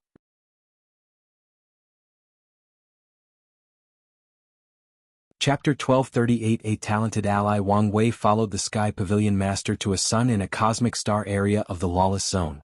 At the center of the sun was what Wang Wei would describe as a smithing house that used the sun to create samadhi flames for weapon refining. Wang Wei walked into a room with a muscular elderly man in a simple black robe, a long white beard twisted in a braid, and using a hammer on the mold of a sword. The sight was odd because the elderly man had the aura of an everlasting Empyrean, but his way of refining weapons resembled a blacksmith instead of a cultivator. The blacksmith did not pay attention to their presence and continued hammering. Once he finished, he used his fingers to draw a simple rune on the air that fused with the sword, releasing a golden light indicating its complexion. The blacksmith looked at the sword briefly and shook his head in disappointment. He threw it to the small weapon pile next to him before finally focusing on the people present. Pavilion Master? Are you here for another unreasonable request? I told you there is a limit to even my skills. No, that's not why I'm here, the Sky Pavilion Master swiftly said. This is Empyrean Wang and he is, well, the new leader of the pavilion. I brought him to make your acquaintance. The blacksmith was not stupid and understood the situation, so he gazed at Wang Wei. His eyes were weird, it was as if he was appraising a weapon. Wang Wei was slightly surprised by this man's detection technique, so he did not resist much. With such a unique soul and sub-Dao of refining, it's a shame you're a combatant, the blacksmith uttered. Thank you for the compliment, Wang Wei replied. But how do I address you? You can call me the Flame Blacksmith, and as long as you accept the same terms I had with the Pavilion Master, I don't care who the new leader is. Wang Wei already learned the relationship between those two was not of servitude but more of an equal partnership. I have no problem with keeping the previous agreement, but my goal is not to be caged in this small place. I have goals and ambitions I must accomplish in the outside world. So, can you leave this place and be more active? The Flame Blacksmith looked at him briefly. Then, his eyes suddenly turned fiery red. You are, so, that's how it is, that time has already arrived. He looked at the Pavilion Master. Give us a moment to talk. The latter looked at Wang Wei who nodded to him. Do you know my identity? The Flame Blacksmith asked. I do not. I'm the direct disciple of Paragon Blood Rune. Paragon Blood Rune? One of the two primals of the Skill Dao Association? That's right. From what I know, he only had 2 direct disciples and they were all Paragons, Wang Wei stated. My master left his inheritance scattered all over the world to find disciples, and I only passed the test after he died, Black Flame explained. He's met his teacher a handful of times from Limbo, but despite such an odd situation, he was acknowledged as the third direct disciple and received Paragon Blood Rune's teaching. That explains it, Wang Wei nodded. But why are you telling me such sensitive information? For many reasons, but primarily, I want us to be straightforward with our identities or backgrounds to ensure a better alliance or cooperation. Background? You seem sure that I'm not a simple loose cultivator, Wang Wei stated. These people have erased, twisted, or hidden history, so only a few top lineages still have perfectly intact records. The fact that you recognized my master's name and knew how many disciples he had proved you're not from an ordinary background. Fair point, Wang Wei nodded. My name is Wang Wei from the Dao Opening Sect. Them? My master did say the chances of the Destined One having a deep connection with them were very high, the Flame Blacksmith uttered. Oh, what else did he say? He said that if I have a chance to participate in the closure of this era, I should take it. The blessings from my achievements will help me tremendously in the next era, an era which will be even more brilliant than the Golden Era. Your master is wise, Wang Wei said, but his mind was thinking of something else. Based on the information the sect gave me, the Blood Rune Paragon's goal was always to get his hands on the Refiner Dao position. However, he also accepted his limitations, thus focusing on cultivating an apprentice to accomplish his dreams. His other two apprentices have great achievements, but they did not meet his expectations. Could he be trying again with this Flame Blacksmith? Does he have this much potential? If his deduction is true, then an alliance with the Flame Blacksmith will not only help him in his fight against the parasites but also be a perfect opportunity to expand the Dao Opening Sect's alliances. With this mindset, Wang Wei had a deep conversation with the blacksmith, laying out the groundwork for their alliance/cooperation. Finally, he left with the Sky Pavilion Master. By the way, what was the unreasonable request you asked of him? Wang Wei casually asked after returning to the Azure Sky Pavilion. I wanted him to refine an artifact with lawless iron that was as small as sand, maybe even smaller. That is unreasonable, Wang Wei agreed. But why would you want something like that? No, he said it was a customer request. Who would want such a thing? My apologies, I can't say. Excuse you? No, don't get me wrong, Azure Sky swiftly said. It's not that I don't want to say, but I can't. The customer made me sign the most restrictive contract not to reveal their info. I couldn't even keep any records of this request. Why all the intense secrecy? Wang Wei complained, feeling something was odd. Why did you even entertain such a request in the first place? I had no choice, Azure Sky declared. These parasites crippled my family's connection to the outside world, and it was that person who reinstated it. In fact, this person basically controls our lifeline when it comes to accessing resources from the outside. Although they never interfered or made things difficult for us, it does not change the fact how much power they secretly held in our pavilion. Well, you don't have to worry about that from now on, Wang Wei reassured. Now that he was in control, the pavilions could go through him to get resources. In fact, they will start to operate on a large scale in the outside world while the branch in the Lawless zone will become less important. Wang Wei detected MÖngke and Dulgun had returned, so he went to meet the demons since these people would be underneath him. He needed to assess their potential and know what to expect of them in the upcoming struggles. As such, he gathered all 5 of them, including the poison demoness that he had already met. He sat on a throne, observing all 5 of them. Wang Wei read their fate lines to have a better understanding of their personality, experiences, and capabilities. The poison demoness is an excellent poison cultivator. She's efficient and ruthless in her approach while also keeping a more experimental mindset. However, she becomes useless once her poison does not work. Maybe she should add Gu Dao to expand her repertoire. His gaze turned to the puppet demon. Another ruthless bastard. I guess all of them are ruthless, hence the demon in their name. However, this one even abandoned his flesh and turned himself into a puppet. However, he's too confident in his work as he made such a stupid mistake of leaving his puppet core where his heart was. Once he fixes that and I help him condense the other runes for his myriad Dao core, he will be a force to reckon with. Plus, I can take all his knowledge and experience as a gift for Kai Song. Wang Wei frowned as he looked at the flesh demon. This grafting technique is quite unique, but this bastard went the wrong way. He acquired the body of an indestructible Empyrean but not the strength of one. He used his grafting method to avoid the tedious and painful process of body refining, but that only made his flesh full of flaws and his willpower extremely weak. Despite his potent flesh, this demon did not even achieve willpower manifestation. He even avoided the true power Dao realm tribulations by taking body parts from people who succeeded. Such an act ruined his luck as he achieved strength without paying the price. Wang Wei could tell this bastard would probably be the first to die in the outside world with how terrible his luck and destiny was. So, I must shield this bastard with my own luck and turn him into a genuine body refiner, starting by tempering his willpower. Once he meets my requirements, I can give him my and Monk's body parts to turn him into a top expert. Wang Wei was satisfied with this plan, especially after realizing the flesh demon was the most cunning of these 5 individuals. He will be an excellent pawn if used correctly. He turned to the cursed demon, a young man with a morbidly pale complexion and tattoos of black rose that ran from his neck to his back. He looked nothing extraordinary from the surface. However, it seems he was born with a terrifying bloodline curse. The origin of that curse will probably lead to something interesting, but for now this is not something I can deal with. Wang Wei pondered. However, if we can find a way to use that bloodline curse as his power, he will be a great asset. Finally he looked at the ghost demoness. She was an ugly elderly woman dressed in a dark purple robe.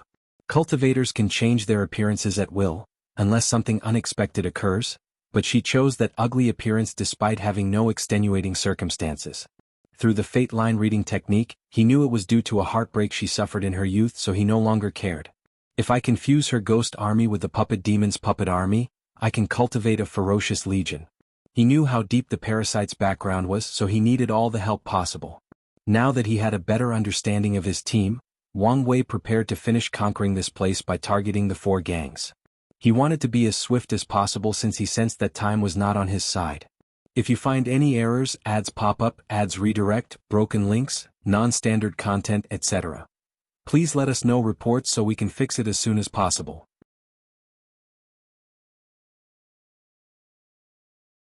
Chapter 1239 The Ruthless King. After planning the next step, everyone separated to fulfill their task. Wang Wei chose the Bloodline Gang as his target, and he dealt with them relatively quickly. He lured their leader, a somewhat rare Snow Thunder Leopard, who was a second-tier Earth pre-march, meaning he was on par with an Empyrean but did not have a heaven will. Wang Wei created a secret realm and left his bloodline inside before luring one of the Bloodline Gang members to find it. The poor lad hurried to notify the upper echelon of the gang, and this secret news soon reached the Snow Thunder Leopard, who quickly rushed over. Once that happened, defeating him and taking control of his gang was relatively easy. Wang Wei returned to their base, where 2 of the other groups were already waiting. So, he's the leader of the Grand Mist Gang, Wang Wei commented as he looked at this man that could be described as beautiful due to his many feminine features. Was there any problem? He asked. He sent MÖngke to deal with this person as the Grand Mist Gang Lord because the latter hated Empyreans, Dao rulers, or any cultivators capable of creating lives. He granted me an audience, but after knowing why I came, he immediately turned hostile, MÖngke replied.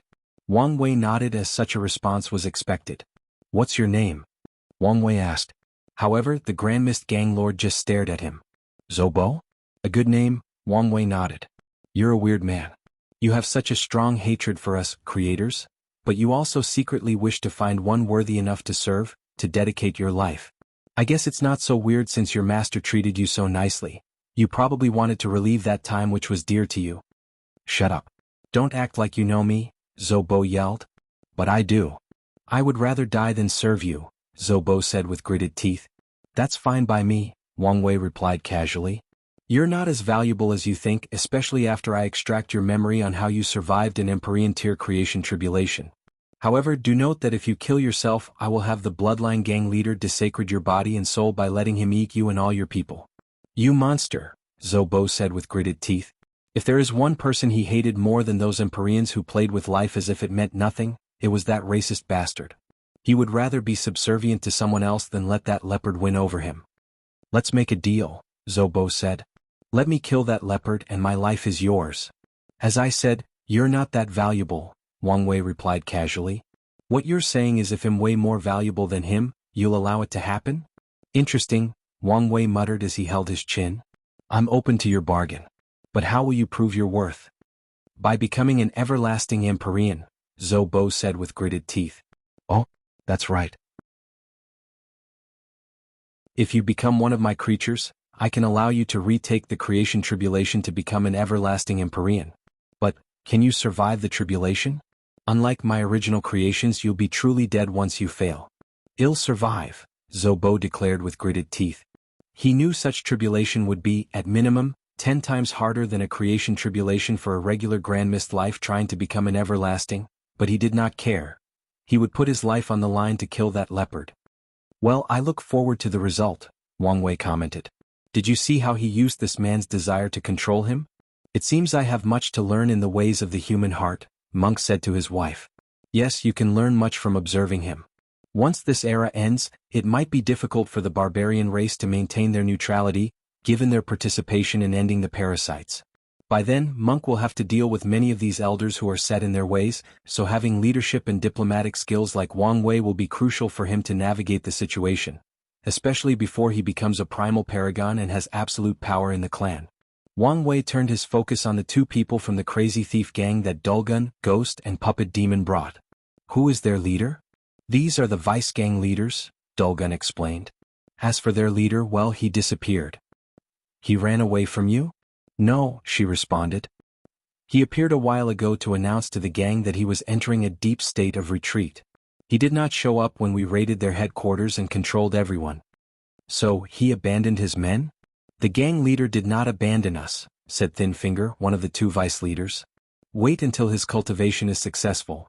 He'll come to kill all of you and return our gang to normal. What a strong faith you have in your leader, Wang Wei commented. Do you think this is the first time this has happened? Thin Finger sneered. Shut up, yelled Blacktooth, the other vice gang lord. Do you want to give the enemy all our information? Thin Finger immediately quieted down but still stared ferociously at Wang Wei. Indeed, a reliable leader, Wang Wei commented as he observed their past. However, he could not see their leader clearly as he was enveloped in a black fog. This place is full of unique characters, he thought to himself with a smile. Where is the last? Wang Wei suddenly stopped to look in the distance. Did something happen? MÖngke asked. The last group was captured. Really? Their task was to observe and wait for us, so how could they be captured? Did they disobey their orders? MÖngke asked. No. The martial outlaw gang already knew they were coming. It seems that our movement was leaked, or the Ruthless king detected some kind of danger and preemptively attacked, MÖngke summarized. It seems we must do this more directly, Wang Wei said with squinted eyes.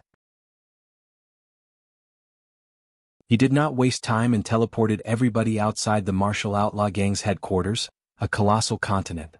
These people were already awaiting their arrival, all dressed in armor and perfectly lined up. These men are not gangsters. They are a well-trained army that has experienced countless battles, Wang Wei thought. I did not expect you would be the one behind this, barbarian king, said a handsome middle-aged man with a few strings of white hair in his tightly bun hair, black clothes with dragon's designs and a regal aura. I thought this was an attack from the 5 demons, continued the Ruthless king. But now, no, this may not even be your doing.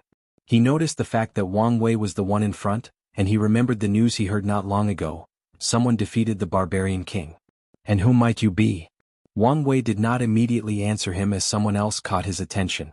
2 people stood behind the Ruthless king, and he knew they were his sons, given how much they resembled him. They were both only eternal emperors, which should not have garnered his attention. However, the one on the left was odd.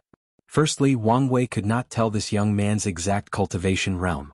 At first, he appeared to be only 54% Grand Dao Source, while his brother was 67%, but Wang Wei knew he was hiding his real level, and whatever means he used, it was something even he could not see through. The second thing that drew his attention was this young man's eyes. He was born with the 17th heavenly physique, the double pupil. Lastly, the young man's reaction to their presence was strange. He first glanced at MÖngke with great worry before looking at Wang Wei with horror. All these emotions were very fast, almost unnoticeable before he controlled himself to look calm. Another interesting character, Wang Wei thought before focusing on the Ruthless king. The name is Empyrean Wang. It's a pleasure to meet you, but what should I address you as? The Ruthless king, or would you prefer a more familiar term like His Majesty? The Ruthless king squinted. Ruthless is fine. After all, I'm just a nationless ruler. I know it must have been hard, but could you quench my curiosity? Wang Wei asked. How was your dynasty destroyed? I'm assuming the parasites did it, forcing you into exile in this place. But why did they destroy it in the first place? Was there a particular reason, or were you guys just part of a long list of places to clean up? I don't believe this is the kind of conversation strangers should be having, the Ruthless King responded with clenching hands, trying to control his anger. Fair? Wang Wei nodded. So, let's get back on track. I believe we reached the part in our conversation where you asked me why I'm doing this. What animosity do I have with you or your gang? The Ruthless King stared at Wang Wei. He could not remember the last time he had a conversation where the opponent completely dominated the rhythm. He used extreme means to calm himself down. If you find any errors, ads pop up, ads redirect, broken links, non-standard content, etc., please let us know reports so we can fix it as soon as possible.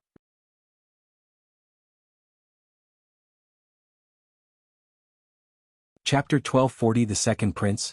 There are no grudges or any relationships between us, Wang Wei said, not giving the Ruthless King time to respond and gain control of the conversation. I need a new force to end the situation outside, and the Lawless Zone was the best place to amass power. The Ruthless King squinted. So you're... That's right, Wang Wei nodded. How about this? If you join me peacefully, I promise to ally with you, and once we achieve our goals we can go our separate ways. That is not happening, the Ruthless King replied decisively. I figured as much, Wang Wei sighed. I guess I now understand why you're in this situation. You don't know anything about me, so don't pretend like you do. I don't, but it's not hard to deduce, Wang Wei continued casually. You're probably from a top dynasty with paragons. However, they died during the ultimate taboo or the cleanup afterward. Despite these circumstances, your dynasty should still have existed, even if they had to live in embarrassment. Unfortunately, your ego and pride hurt the entire nation.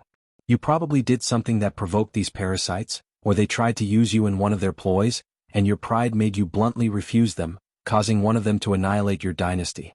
In the end, you had to run with your tail between your legs, living in this place in exile as a shadow of your former glory. That should be the gist of it. Did I miss anything? I should be off in some of the small details. The Ruthless King looked at him, his killing intent almost palpable. The odd thing is it seems you haven't learned anything from that experience, Wang Wei continued. Your ancestors must be rolling in their graves in limbo. I assume you did not come to this place simply to hide from the parasites but also to hide from the consequences of your actions. After all, once your ancestors are revived, they will definitely dethrone you and may even directly execute you. This restricted place is your best chance at surviving their wrath. You have a sharp tongue, the Ruthless King commented, secretly clenching his fist. It's a shame you used to spew nonsense. Wang Wei ignored his feeble comeback, his gaze focusing on the legion behind him. It seems you're not completely useless. Your men's spirit and morals have not wavered the slightest with my words. So, your forte is military training? It's probably how you became the successor in your generation despite your terrible personality and unsuitable mindset for a ruler. Wang Wei then turned to the princes behind the Ruthless King. Your father's fate is sealed. If any of you can control his legion, I will be more than happy to work with you instead of him. If you wish to exercise filial piety, I can even spare his life as long as you promise to control him properly. Stop talking nonsense, yelled the first prince. You're stupid if you think we will betray our own father. I see, Wang Wei replied with a hidden smirk. His focus was on the second prince, the eye with the double pupil. Although the latter nodded in agreement, Wang Wei detected his hesitation. What a shame, Wang Wei sighed. Anyway, where are my people? The flesh and poison demons were captured and he wanted to know their whereabouts. They are safely kept by me, the Ruthless King quickly replied, feeling he finally had some sense of control over the situation. However, I don't know how. I won't negotiate anything with you regarding their safety, Wang Wei cut him off. If you keep them alive, I promise not to touch your family lineage. Although you'll be gone, you can take comfort in the fact your lineage remains and might one day keep their status as emperors. By this point, veins were popping on the Ruthless King's neck. This is not how things are going to proceed. Do you understand me? Do you not understand your situation? Wang Wei rebutted. Do you think you can win in this situation? I have experienced millions of battles, and one thing I've learned is that there is always a way, no matter how dire the situation, the Ruthless King sneered. Wang Wei sighed, slightly exasperated. Do you think you're the only one accomplished in military tactics? Wang Wei asked. In your current situation, the only way out is to draw long enough against us until the hidden master hears of this disturbance and comes to put an end. Sadly for you, his presence will not change the situation.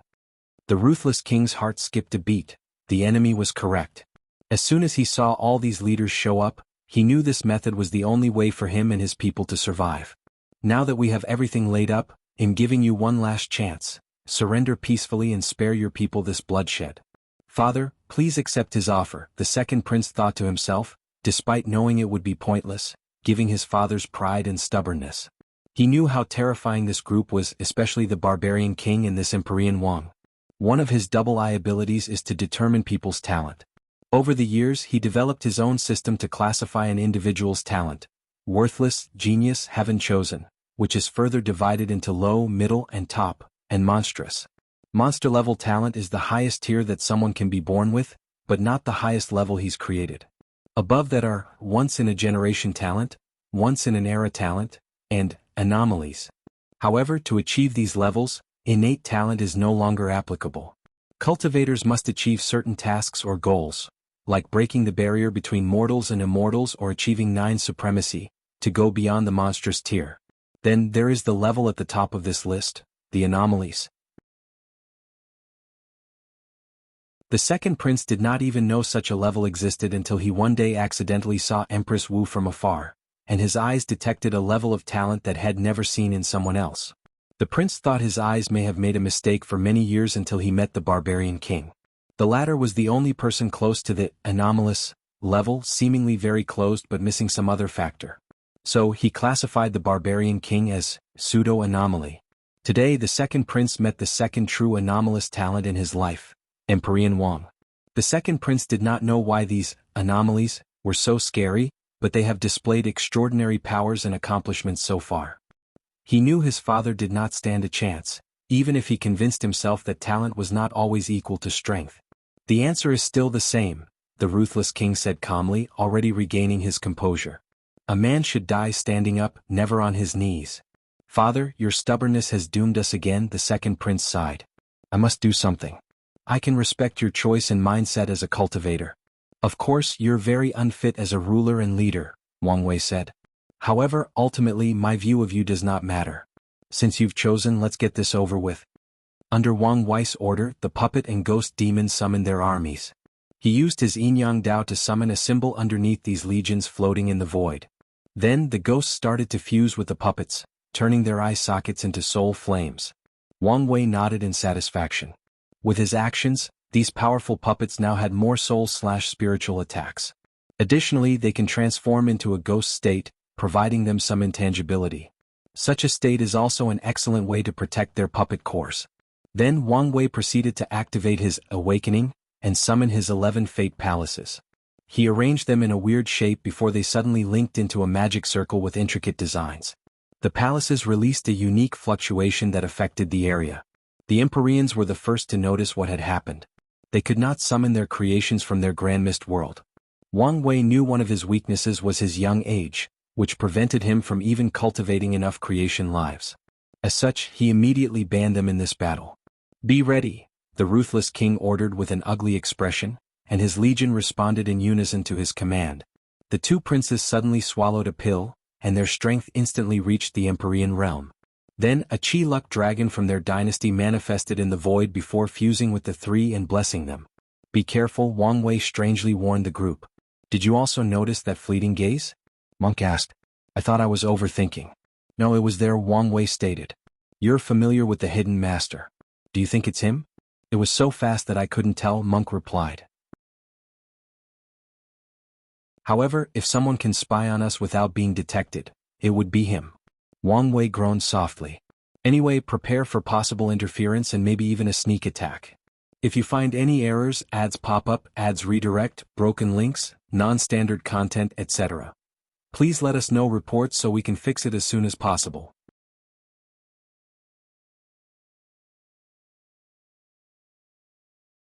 Chapter 1241 Settle. Wang Wei did not want to spend much time in this battle, so he went all out from the very beginning. His body released a dark and eerie aura that enveloped the surroundings. The ruthless king was immediately on guard, which was a wise move. A ghost-like figure dressed in all black, with a bony face and a scythe, suddenly manifested behind him and swung its weapon. The Ruthless King felt that death itself had come knocking on his door, so his intuition warned him to get as far away as possible from this embodiment of death. His feet turned golden, with small dragons rotating around his ankle. With one step, the Ruthless King was a few hundred light years away from the creature. However, Wang Wei had predicted his movement as he moved exactly next to a colossal black door that became visible due to his presence. The door opened, releasing a suction force trying to capture him. The Ruthless King heard the cries of millions of souls, many of which he felt were people he had once killed. He resisted the suction, trying to move away from this terrifying thing. However, Wang Wei suddenly appeared before him and punched him into the door. The Ruthless King's dragon protection technique manifested the head of a dragon in the exact spot where Wang Wei's fist landed, protecting him from a direct attack from the fist. However, the force behind the punch still sent him flying into that terrifying door that resembled a ferocious beast's maw. As the Ruthless King approached the death door, he finally used his Tao. "I reject death," he screamed in his mind, and that's exactly what happened. His rejection Tao allowed him to reject the very concept of death itself. The door dissipated, but the Ruthless King's suffering had only begun. What about the death of the mind? Wang Wei's voice echoed. The Ruthless King found himself in his sea of consciousness, but with each passing moment, everything around him turned slightly darker. He knew once everything turned black, this would mean the death of his mind, his memories, the death of his soul. He tried to reject death a second time, but this attempt was futile. The Ruthless King reacted swiftly and changed tactics. He rejected all negative status affecting his mind, soul, and spirit. His swift reaction allowed him to block the enemy's technique, but his soul was slightly injured in the process. Boom. A powerful force hit the Ruthless King on his chest, sending him flying away. His dragon protection cracked under the sheer power of that fist and the additional boost from the enemy's true will. Luckily for him, his Tao will was decent and he protected himself. The Ruthless King rejected all force and momentum around him, allowing him to regain control of his body. However, he saw a pair of terrifying eyes coldly glancing at him. A terrifying pain rushed to his body. The pain was so intense that his soul, no, his very existence could feel it. As he was about to reject pain from his body, Wang Wei's fist exploded his head and annihilated his soul with one punch. Such a swift and decisive move should have ended this battle. However, this was far from the truth. The Ruthless King's headless body suddenly exploded, forcing Wang Wei to take 5 steps back into the void. "A longevity resource?" he muttered. Wang Wei could tell his opponent was not dead, however with his background it makes sense. He looked in the distance and as expected, the Ruthless King revived with a grim expression. The situation was less than ideal, and when it came to someone of this caliber, he could not even use his longevity technique to fake his death. What is taking him so long? The Ruthless King was still hoping for the hidden master to come to rescue him. "Father, please surrender," the second prince suddenly transmitted through divine sense. "Shut up, you unfilial son," the Ruthless King rebutted. "Look around. We have no chance." The Ruthless King saw the situation. His legions first had the advantage, but with time, these mindless puppets that have no fear and are boosted by countless ghosts started to wear them out and slowly regain the lead. The Barbarian King instantly captured his first son, while the second barely held on with the help of the martial gang lord, who was once his greatest general. "You should have noticed the difference between our power," Wang Wei said. "Now, why don't you do the smart thing and surrender? It's fine if you don't want to serve under anyone else. You can retire and choose one of your sons to become my subordinate." "Save your breath," the Ruthless King replied without hesitation, making Wang Wei exhale deeply. "I truly hate people like you," Wang Wei stated. His offers have been more than generous, considering he was trying to conquer this place and not play around. However, this man refused any and all concessions. His stubbornness reminded him of that guy from the martial hegemony world. "Fine. Have it your way," Wang Wei sneered. "I'll ensure you stay dead this time." As Wang Wei went on the offensive, the Ruthless King responded in kind. His body released a strange yellow mist-like energy, which was, in fact, final grand mist. The Ruthless King used one of Empyrean's desperate measures. He sacrificed his grand mist world, destroying it and killing all the lives inside to revert them into Cosmos Grand Mist Chi. He then sacrificed his Grand Mist wheel to reverse Yang into Yin, turning the Cosmos Grand Mist into Final Grand Mist. The Ruthless King transformed the intense yellow energy in his palms into dragons to magnify their effects as he rushed toward Wang Wei with a brutal attack. No matter how good his defense or his control of true will, the potent effect of the final Grand Mist should be enough to severely injure him. Once that happens, it will be easier for me to prolong this battle, the Ruthless King thought, his actions decisive and ruthless. Sadly, the Ruthless King made two mistakes. Firstly, he severely underestimated the effect of limit indestructibility, especially in the Empyrean realm. As such, even if he were facing MÖngke, this attack would only lightly injure him. The second mistake was he did not know his opponent well enough. Grand Mist is considered the first chi/force/power of the Chaos Universe, but that's not entirely true. Nothingness was the first. Although it only existed briefly before becoming Grand Mist, it is still the predecessor. As such, Wang Wei, whose body was nourished by nothingness, had an extremely high immunity to final Grand Mist. However, he did not use this immunity for this clash. Instead, he used an absorbing spell to swallow all of the Ruthless King's Grand Mist chi and convert it into the power of nothingness. As such, the final result of this clash was Wang Wei holding a shocked Ruthless King by his neck as he looked at him calmly. "You're lucky. You did not annoy me enough or be such a threat that I need to go the extra length to grant you true death," Wang Wei calmly stated. "And by the time you revive yourself, it should be time for your dynasty to judge your incompetence." The Ruthless King's body dissipated. His eyes showed calmness, even a sense of relief.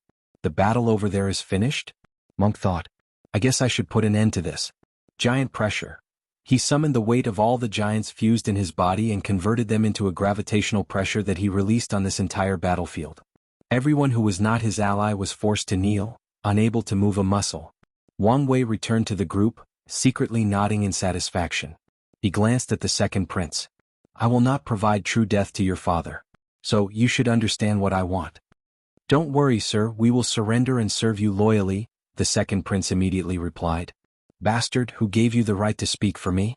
"For us," yelled the first prince. "This idiot," the second prince thought. He did not hesitate to use a soul attack to instantly annihilate his brother's soul. "I apologize about my brother. He won't be an eyesore anymore." "Decisive, I like that," Wang Wei praised. "But can you control your people?" "Half of the legion are my people," the second prince calmly announced this shocking truth. "As long as I convince General Long, the other half will follow me." "Good. I'll give you half an hour." The prince immediately started to converse with the martial gang lord, or as most people knew him, General Long. A little over 10 minutes later, the general boldly declared, "We will serve the second prince." "Excellent," Wang Wei smiled. "Let's return to the Azure Sky Pavilion. I'm interested in your story." Dulgun waved her staff to open a large portal for large-scale use. One by one, everyone left the battlefield until only Wang Wei remained. He looked in the distance, lost in thought. Was it someone else's sight I detected? Or was it the hidden master but he's planning something else? Wang Wei grunted softly. He did not like the uncertainty of it all. If you find any errors, ads pop up, ads redirect, broken links, non-standard content, etc., please let us know reports so we can fix it as soon as possible.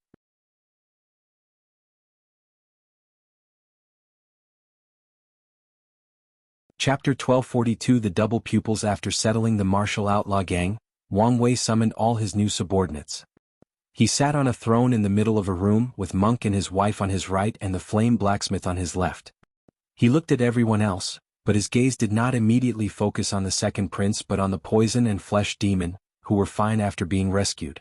"You should understand that it's not a good look for you two to be captured on the first task I assigned you, right?" "We understand," the flesh demon bowed, accepting this reprimand.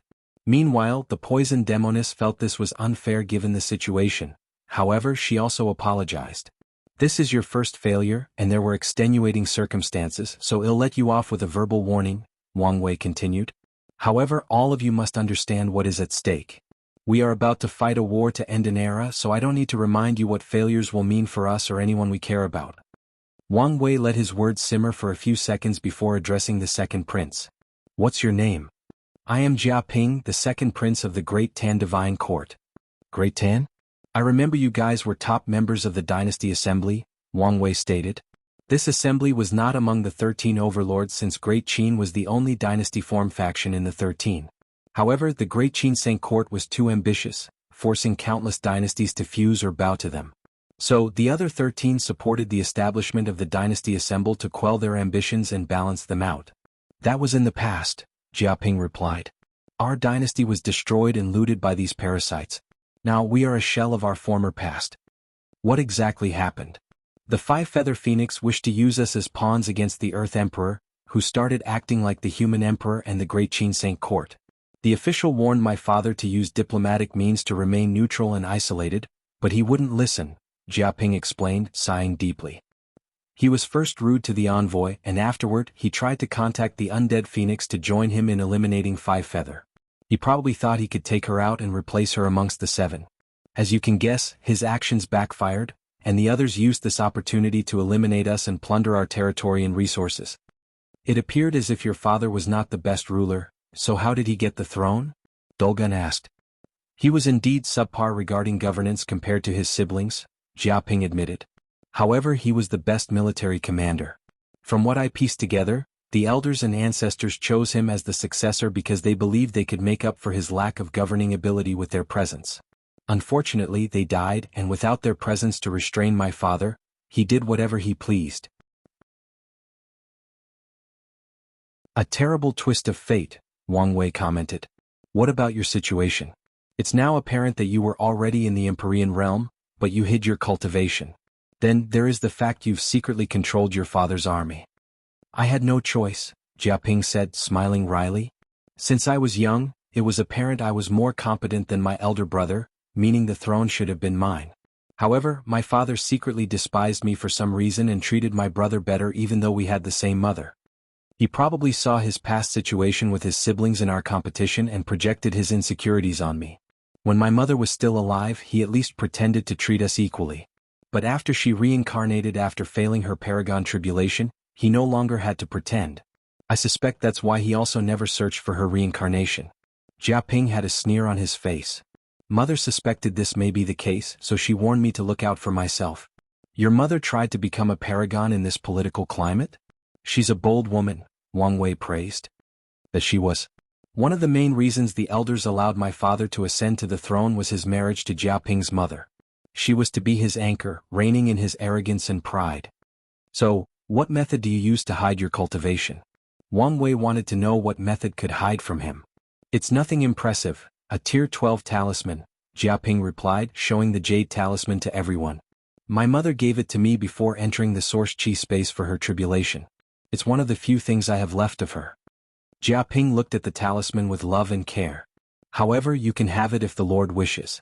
Although it can only be used to hide cultivation, it's an excellent resource for the correct opportunity. I won't take such a precious thing from you for no reason, Wang Wei declined. However, if the situation arises, I may need to borrow it. He knew he needed all the resources for this upcoming fight, but he did not need to take it from his subordinate. Such an act is detrimental to the team's cohesion. No problem, Jiaping nodded. I have two more questions, Wang Wei stated. Firstly, it's about your reaction when we first appeared on the battlefield. Your eyes saw something, what was it? Jiaping hesitated briefly after hearing this question before explaining his talent classification to the room. Anomaly, huh? Wang Wei muttered.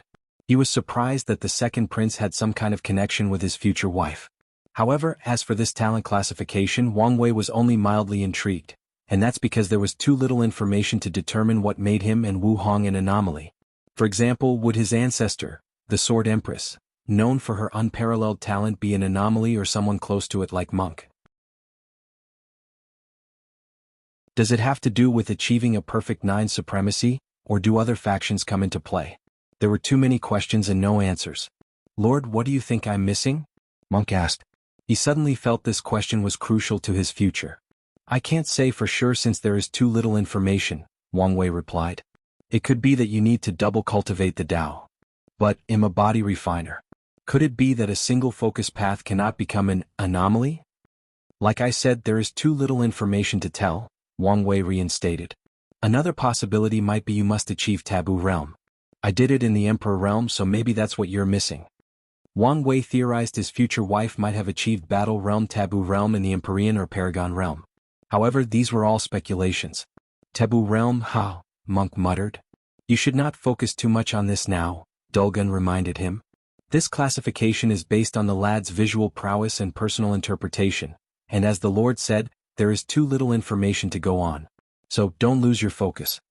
Dulgun knew how her husband could easily become obsessed with strength or achievements. As such, she warned him not to put all his focus on this classification and lose sight of their current situation. On to my second question, Wang Wei continued, secretly nodding that Dulgun reminded MÖngke of his current priority. Did your eyes awaken? They did, Xiaoping responded proudly. The double pupil was a top physique in itself, but if its own could awaken it, its value would be comparable to the top 5 heavenly physiques due to the ability it will acquire. Copy Dao. As the name implied, this ability allowed the owner of the double pupil to copy someone else's cultivation level and acquire their Dao. In other words, Xiaoping could copy Wang Wei's Fate Dao and instantly achieve the same level of cultivation as Wang Wei now, 77%. Xiaoping could then choose whether this Ly acquired Fate Dao is his primary or a sub-Dao. Which level? Wang Wei asked with a smile. The highest. Wang Wei's eyes lit up. Meaning you can copy a Paragon's Dao. Although the limit of the double pupil was 90%, and Xiaoping could only use it after becoming a Paragon himself, it was still a terrifying ability. After all, who wouldn't want a free Dao that reaches the Paragon tier? If Wang Wei had those eyes, he would definitely use them to raise one of his professional Dao to the Paragon realm. You're more talented than I thought, Wang Wei praised. Awaking the double pupil was slow, tedious, and challenging. On top of that, it can only be accomplished before proving the Dao. Wang Wei suddenly sighed. Your father was truly a moron. Xiaoping was a prince, meaning his awakening task would use this identity as the basis. Heaven and earth would slowly cultivate Xiaoping into the perfect emperor/ruler, and his double pupil would evolve accordingly. The fact his eyes developed the ability to detect talent was proof of this. Yet, despite knowing all of this, the Ruthless King still isolated such a talented heir. If you find any errors, ads pop up, ads redirect, broken links, non-standard content, etc., please let us know reports so we can fix it as soon as possible.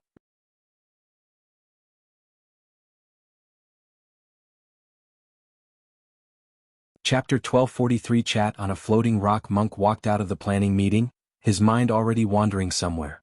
When he returned to his quarters, MÖngke summoned a pen and parchment and started writing. Despite how small the brush was, MÖngke's writing was impeccable due to his ungodly control over his body. He wrote notes or observations about Wang Wei from the latter's behavior, mindset, tactical abilities, and even subtle micro-expressions. MÖngke even wrote about Wang Wei's flaws, like his often casual demeanor, which MÖngke viewed as not appropriate for a leader. If your subordinates are too comfortable for you, it becomes easier for them to walk out of line. Of course, MÖngke also recognized that Wang Wei can instantly switch from joyous and casual to noble and intimidating. His personality could not walk this fine line, so MÖngke decided not to learn from this aspect. Another critique he had was that Wang Wei was not ruthless enough. He believed Wang Wei should have been more harsh on the demoness, especially the poison demoness. Her resentment at being reproached was visible, and if he were him, he would have punished her harsher. Maybe this was a wise choice since the group has just been established. MÖngke pondered on the last criticism. Kindness is also a weapon that can be used as a means of control. I can learn from this mindset. MÖngke continued writing his observations and analysis, all with the desire to improve himself as a cultivator and a leader.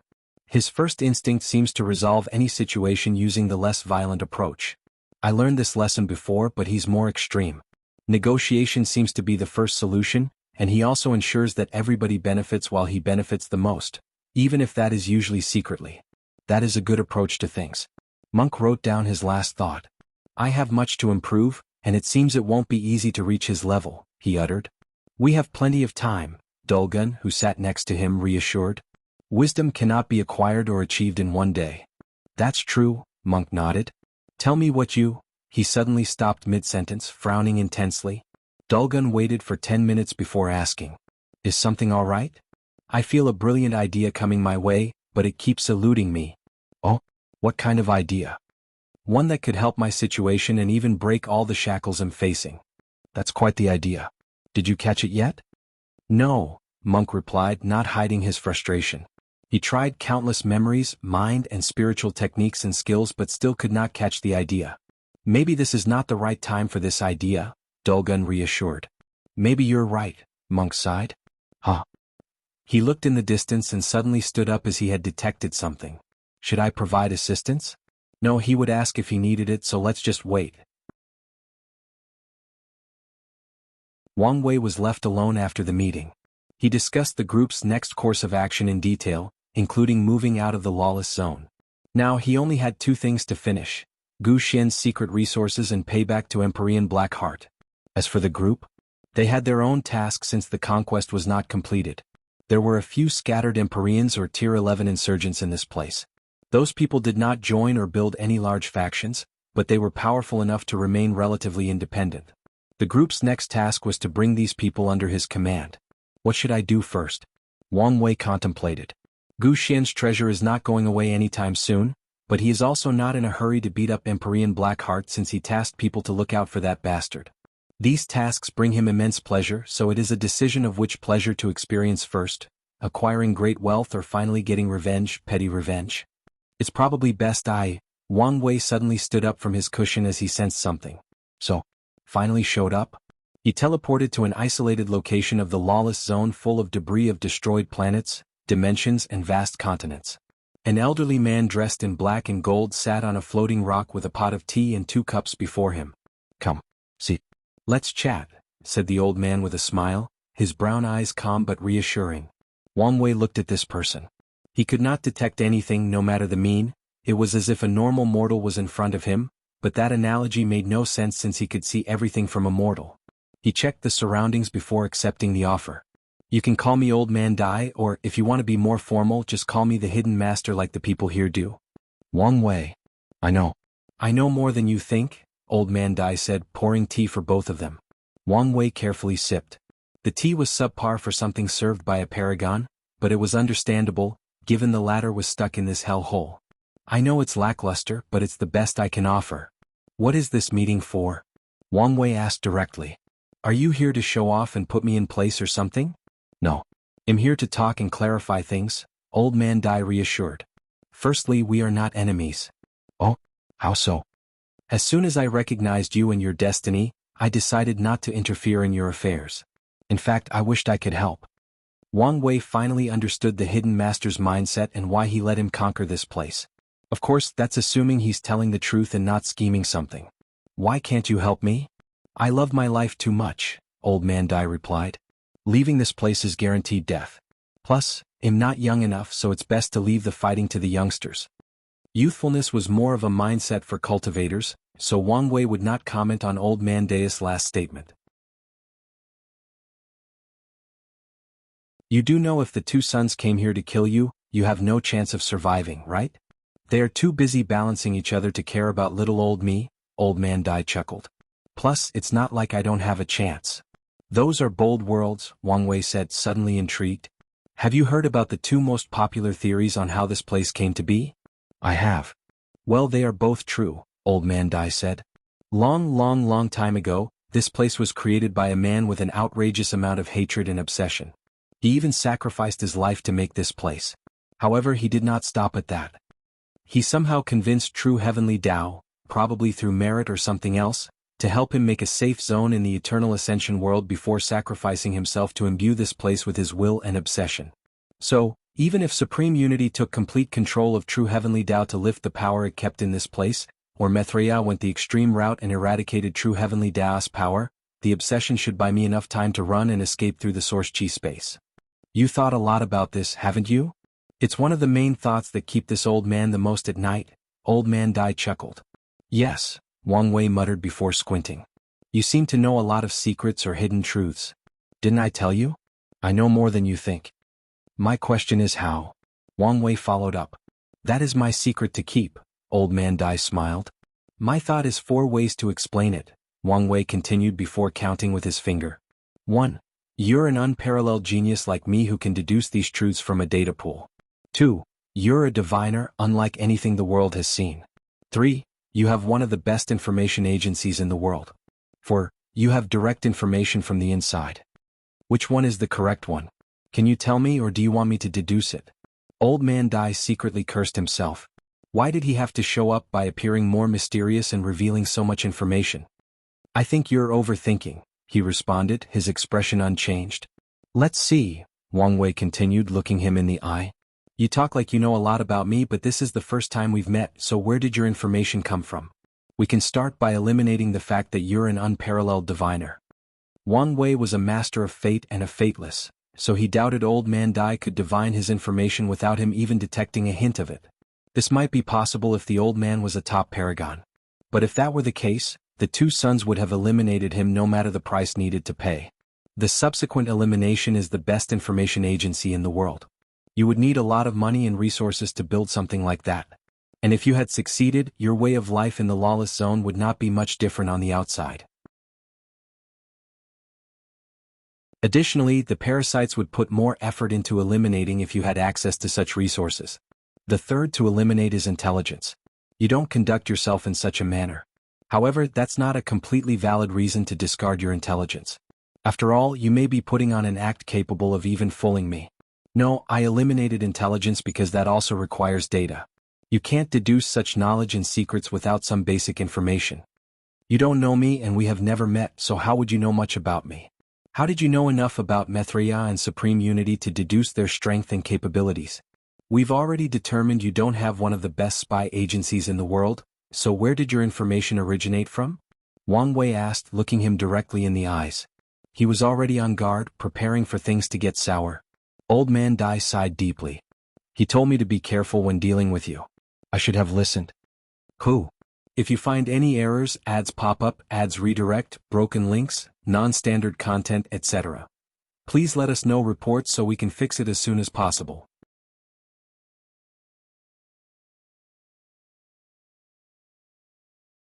Chapter 1244. Fate. Fate. Old Man Dai pondered briefly. It was no use hiding at this point since he may figure it out given enough time. Plus, revealing the news has no downside, and it might allow them to establish some level of trust. It was Disaster who told me. The hidden eighth moon? Yes. I see, Wang Wei nodded. You don't seem surprised, Old Man Dai asked. He was on my list of people, albeit not at the top, Wang Wei explained. Logically speaking, it explains some things. For example, I now knew why you could hide from the parasites when they came together to clean up this place. Thinking about it now, the fact you could hide at all means you have a decent technique. Did it come from Disaster? From what I deduce about him, he should be excellent at hiding, probably the best in the world currently. That's right. I did use his technique of avoiding disaster to hide myself, Old Man Dai acknowledged. That means you must be closed, Wang Wei added. But how? Brothers? Apprentice? Lovers? Which is it? Old Man Dai's lips twitched. It wasn't hard to guess since your personality is very similar, Wang Wei continued. You both value your life above everything else, and you have no shame in hiding and running when necessary. However, Disaster seems more extreme since you're willing to fight the parasites under the right circumstances. Old Man Dai sighed. This conversation has been nothing but frustrating. We are disciples under the same master, he replied. Our sect only had 3 of us, and the master's philosophy was extreme caution will lead to a longer life. He repeated those words to us every time he had a chance. I was right. The Disaster Paragon does follow the Go Dao, Wang Wei thought. Your master must be very talented if he cultivated 2 paragons in his sect. I guess. Is he dead? No, he's very much alive, Old Man Dai replied with probably the most confidence since this conversation started.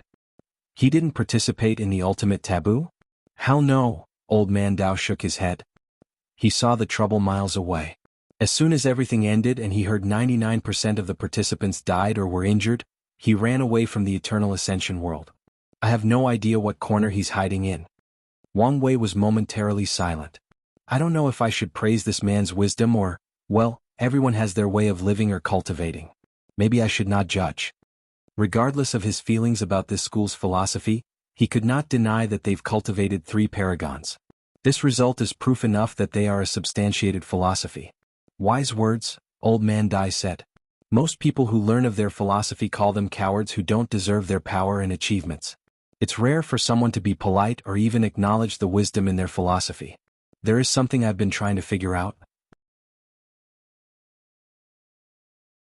Maybe you can help me, Wang Wei continued. How did Disaster become one of these parasites? His personality indicates that he should have run away from this trouble. He didn't have much choice, Old Man Dai sighed.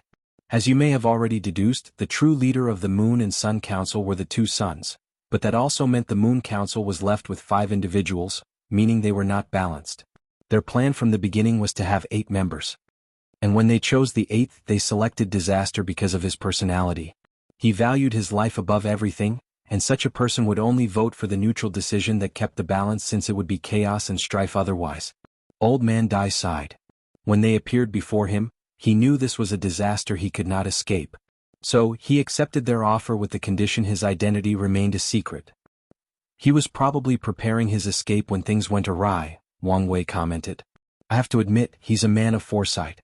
It was not a simple act for Disaster to predict the eventual end of the parasite's era the moment they recruited him. It was also impressive that he was not corrupted by the power he acquired by being one of the moons. Master used to praise him for this quality. Speaking of your master, why didn't he warn you two to be careful of the upcoming chaos? Wang Wei asked, and Old Man Dai's eyes twitched after hearing this. He did, but only after he had found the perfect hiding spot. Sadly, it was too late for Disaster by the time the warning arrived. Luckily, Disaster did not forget our brotherly bond. He hid our connection and warned me of the many dangers coming my way. Wang Wei nodded. I have only one thing left to ask. Is it possible for you to help me contact Disaster? You want him to join your cause? If possible. I advise you to give up this idea, Old Man Dai said. I know my junior brother, and he won't show up ever now that he has found a good reason to run away and hide. Could he at least provide me with information? He must know much about the others, which will be good enough for me. What's in it for him? Old Man Dai stated. Whether you're victorious and end this era, or they are victorious and prolong it, or you end this era and some of the parasites successfully survive, it will only bring him trouble if he associates with you. Riches mean nothing to him, Old Man Dai continued. Our sect doesn't rely too much on resources, and he has already amassed more than he could imagine during his time as a moon. So, choosing your side will only increase the chances of someone retaliating against him. Dealing with Go Dao people is genuinely frustrating, Wang Wei sighed. He's used to using people's desire to get them to do as he pleases. Sadly, this tactic is useless to these paranoid people. Go Dao? This word perfectly encapsulates our ideology, Old Man Dai uttered, his eyes shining brightly. It's as if we were destined to acquire this name. The master should also be pleased. It was Wang Wei's turn to stare. There is one fundamental truth that anyone who cultivates Fate Dao will always understand. There is no such thing as a coincidence. Wang Wei just witnessed how his experience from Earth was used to officially give birth to the philosophy of Go Dao in the Eternal Ascension world and maybe even the entire Chaos universe. Fate. Fate. When are you going to stop slapping me in the face? Wang Wei thought to himself, his calm mood instantly ruined. Is something wrong? Old Man Dai asked. Wang Wei has been an enigma to him during most of the conversation. However, he could detect his terrible mood all of a sudden. No, Wang Wei answered. But we need to fight. He stood up from his cushion, showing how serious he was. What do you mean? I thought we had come to an understanding. We have. Then why are we fighting? For 3 reasons, Wang Wei explained. Firstly, fighting you is a great learning opportunity. I don't want to pass on that. Secondly, I believe your true nature will show up while we fight. In my experience, battle is one of the best ways to judge someone's true character. Lastly, I'm in a foul mood and must vent. I understand the first 2 reasons, but what's with the last one? I don't think I did something to offend you. Don't overthink about it, Wang Wei said. I'm sure this conversation was as frustrating to you as it became for me. So, I used this opportunity to vent or teach me a lesson. No need to say another word. Old Man Dai stood up, completely energized. He put away the tea and everything else. Do you think this is a good place for a fight, or should we go elsewhere? This place is fine, Wang Wei replied, and the old man teleported 10 light years away to signal the beginning of the battle.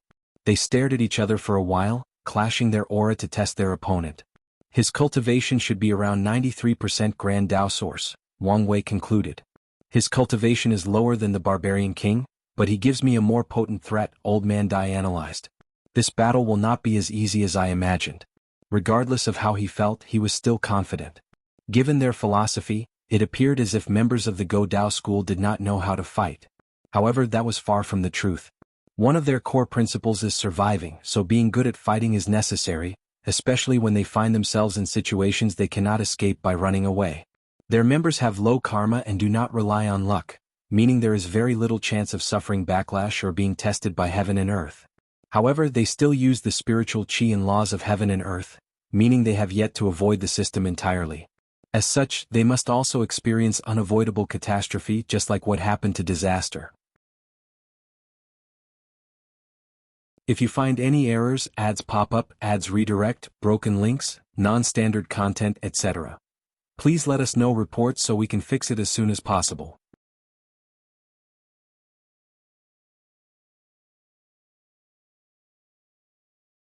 Chapter 1245 Paragon will reign domain. Old Man Day's reaction was slightly faster than Wang Wei and took the initiative. The void was suddenly filled with raindrops that Old Man Day controlled, and he unleashed them on his opponent.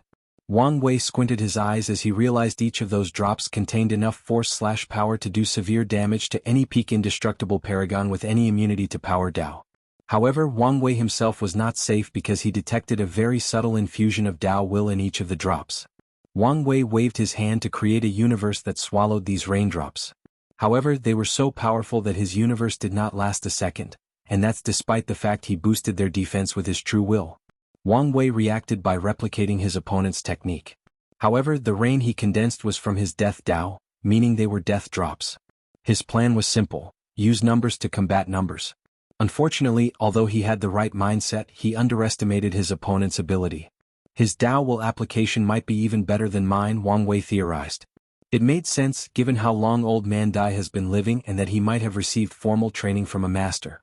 Wang Wei teleported to avoid the rain, but even that was pointless. The rain contained the ubiquitous characteristic. In other words, this technique functioned under the same principle, just like people could not avoid it unless they built shelter.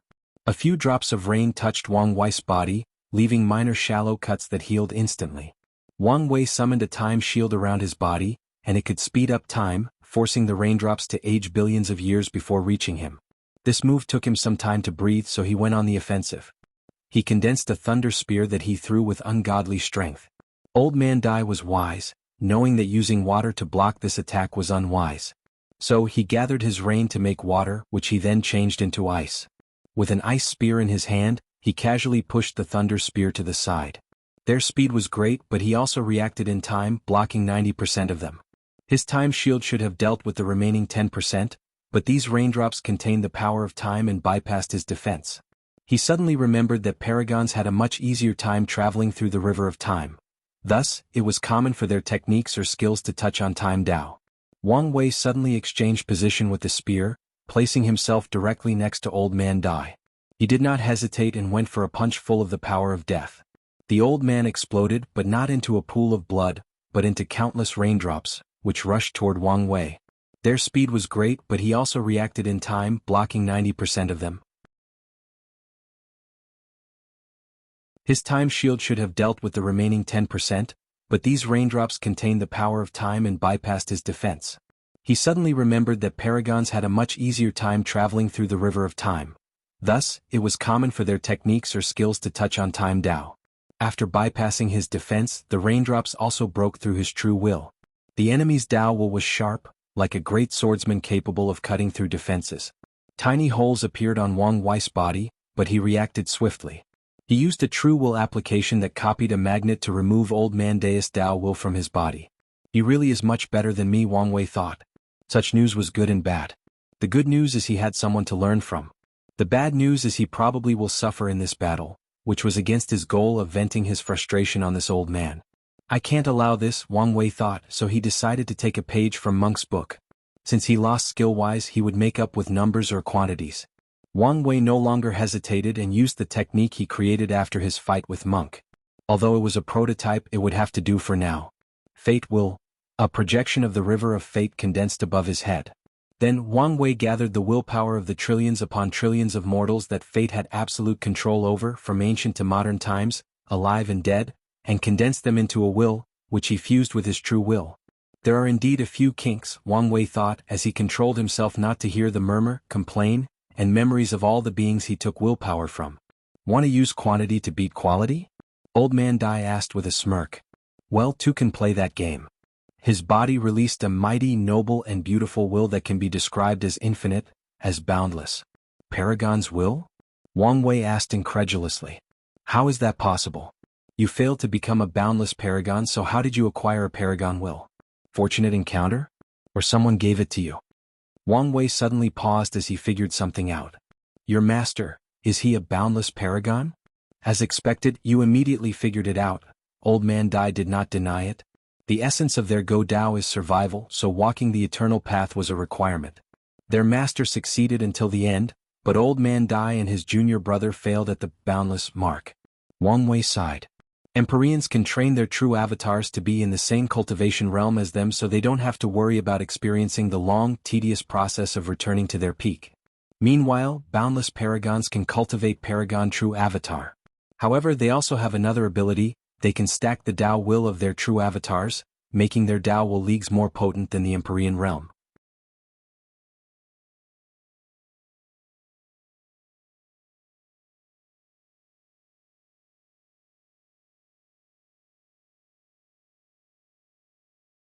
Chapter 1246 Go Dao's Rise Dao Abandoning World, an unknown cultivation cave. A young man dressed in white with luscious black hair, smooth skin, a well-defined jawline, pointy eyebrows, and burned flesh on the right side of his neck suddenly opened his eyes, showing his bright blue eyes. Did something happen? The handsome man muttered before using his finger to calculate. The results were vague, making him frown. Instead, he summoned a pair of extremely white bones and randomly tossed them before him. His blue eyes lit up as he observed the patterns the bones made as they landed. My first disciple, and my fate nexus? The young man swiftly checked his fate, and as expected, it was time for him to experience that event.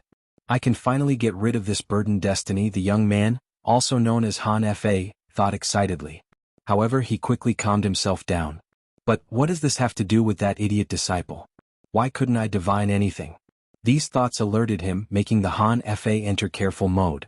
He activated his catastrophe eyes, a physique he created and elevated to the peak of the world. What the hell did this bastard do? Han Fa thought. He just detected that if he were not careful, that stupid disciple would draw him into a whirlpool of events with disasters, catastrophes, trials, and tribulations everywhere. I knew that stupid disciple would be my downfall one day, Han Fa. Compared to the second, the first did not inherit enough of his cautious nature. The worst part is I still need to know what happened to him, Han Fa complained. He needed to deal with that fate nexus so fate could stop paying attention to him, and he could continue his peaceful life. In other words, as long as that fate nexus still exists, he will never be able to sleep peacefully. I guess I have to take some risks, Han Fa thought before glancing outside the cave. If anyone were here, they would be shocked, no, terrified at the level of security/protection in this hidden cave. First, the cave was inside a dimension built from karmaless crystal, making it an excellent place to isolate any form of karmic/causality detection. Secondly, there was a sea of immortal energy around this cave, which was so intense that it was enough to train more than a dozen immortal kings. However, Han Fa used the energy to interfere with all kinds of detection methods. The third layer of protection was the countless formations around. There were millions of them, and they involved myriad aspects: anti-divination, anti-calculation, anti-karma detection, anti-time retrograding techniques, information control, and many others. Finally, there is the secret transmission array that will teleport the hidden cave to different locations in case of an emergency, including to other chaos worlds, the River of Time, or the Source Chi space. However, this was not the end. The fourth layer was the chaos world called the Dao Abandoning World. This place had this name for a reason. Grand Dao abandoned this world, thus limiting the latter's influence/control over it. This world situation limited the use of many techniques, turning it into a perfect hiding place. This place's fifth and final layer of protection was the fact that Han Fa was a fateless. In his life he took a few risks, and one of them was to kill a fateless to get the status, just like Wang Wei. Han Fa held a communication talisman in his hand, his face very ugly. He was angry that his stupid disciple was putting him in danger. He trained them because he knew they might be helpful one day. He's alone, and sometimes having a few powerful allies might be beneficial for his survival. Of course, his primary reason for acquiring disciples was because he deduced it was the best way to get rid of his fate nexus. After Han Fa sent that talisman, primordial chaos experienced a small but unnoticeable vibration. It was like someone dropped a stone on a large body of water, but no one detected the fluctuations. The talisman headed to one chaos world before disappearing as if it never existed. However, its message was then redirected to more than 1,000 chaos worlds. It went back and forth another 1,000 times through the Source Chi space and another 1,000 dimensions in primordial chaos before reaching the Eternal Ascension world. While this message traveled to these worlds, Countless people of different races, sexes and cultivation realms were involved. These people never met each other and had no connection whatsoever, except to Han Fa. However, if anyone were to look at them, they would never know this since Han Fa erased the karmic connection he had with these people. They've never met Han Fa, known his name or seen his face. However, he secretly helped them and left them with a binding contract. When the message arrived, these people followed the proper procedure and sent it to the designated area by the contract. Then, they erased their mind of the fact that they've received any kind of information.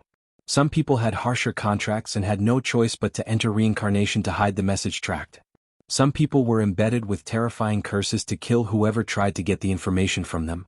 Han Fa did all this to ensure no one could trace the message to him. He was so careful because the Eternal Ascension world had those monstrosities called half-step transcendent. His train of thought was if one of those two captured his message and tried to trace it back to him, the trouble would deter them, and if not, it should buy him enough time for his catastrophe eye to warn him of danger and he can run away. Han Fa's message did not reach Old Man Deus until after his fight with Wang Wei 100 years later. However, that's only relative to the Eternal Ascension world. This message took different times in different chaos worlds, making it hard to calculate how long had passed for Han Fa. However, in some places, more than 1 million passed before the message was transmitted to its following location. The message silently reached the Eternal Ascension world. Supreme Unity and Maitreya did not notice for two reasons. Firstly, they were locked in battle. Secondly, many top factions communicate with other chaos worlds. These communications stopped or were reduced to a minimum after the ultimate taboo, but since the parasites left for the frontier to stop the invasions, they became increasingly more frequent. So, Han Fa's message could easily enter undetected underneath the countless other more open modes of communication. Old Man Dai was happy to suddenly receive news from his master. The message was encrypted, so he had to spend time using their sect's unique decoding method before he knew its content. He was then slightly surprised by his master's content and replied accordingly. The return message experienced a similar process before arriving, but this time, it was another group of people unrelated to the first. Dao abandoned world, go Dao? Han Fa muttered. So, my destiny was to build a new philosophy. If it were any other individuals, they would be pretty excited. After all, only a few people had such destiny, the most famous being the creators of Taoism, Buddhism, and the Way of Virtue, also called the Scholarly Way, the Gentleman Way, or the Way of Literature. Now, I finally understand why I felt that unfilial bastard was connected to me, Han Fa muttered. He had a third disciple that he took after leaving the Eternal Ascension world. That disciple was the most talented of the three. He became a peak Empyrean in rapid record, and Han Fa was confident he would be the second boundless paragon in their faction.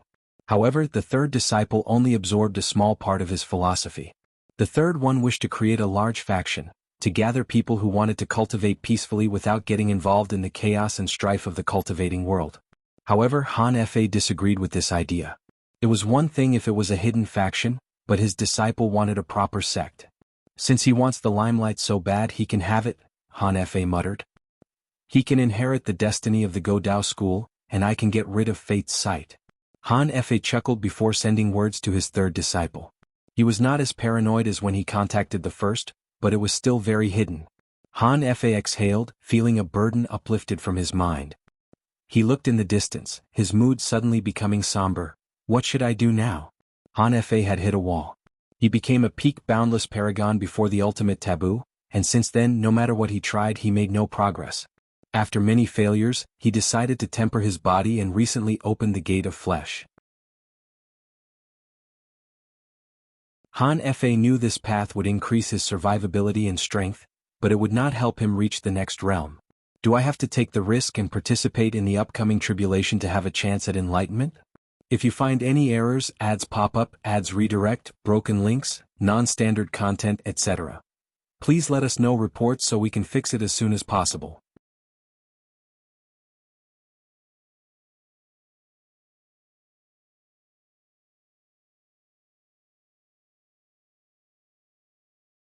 Does he follow Jiaping without issue, or is he a problem we must deal with secretly? We haven't had any significant deployment of troops, so it's hard to tell the truth. But so far he appeared to be loyal to Jiaping. But not to us, Wang Wei added. However, that's fine. As long as Jiaping is loyal, they are not an issue. Wang Wei had plenty of time to convert these men into his loyal subordinate or use them to train his personal legion. Regardless of which tactic he uses, he'll be the one benefiting the most in the end. Anything else? No, that's it, MÖngke replied. All right, we captured Empyrean Blackheart. Oh. He detected the spy we had watched him and he ran away using this weird method. I had to capture him personally. Weird? What do you mean by weird? Wang Wei asked. It was odd for MÖngke to call the method weird. He was using a spatial technique, but it was unlike anything I've seen or known about, MÖngke explained. He appeared to be using another space as a point to teleport, but this space was unknown. It was not the source chi space, there were no fluctuations from the river of time, and it seemed foreign, something I couldn't recognize. MÖngke's brow furrowed as he explained. Luckily, there was a limit to the distance he could teleport, and there seemed to be some limitation with the starting time. I acted swiftly and captured him. Wang Wei frowned. Did you find this unique spatial ability? I searched him, his space ring and his pocket dimension but found nothing. MÖngke shook his head. Someone's been torturing him to reveal if it's a technique, but he's kept his mouth shut. With this conversation, Wang Wei suddenly realized he had overlooked a few crucial details about Empyrean Blackheart. How did Jin Chao contact Empyrean Blackheart? He found a ceremony to contact an unknown entity who would grant him any wishes at the cost of his life.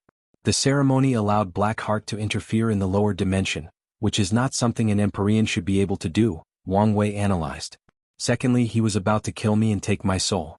The way Blackheart came to hide in this place shows he is a person who cares about his life, but back then he had no qualms about breaking the rules and interfering in the lower dimension as an Empyrean.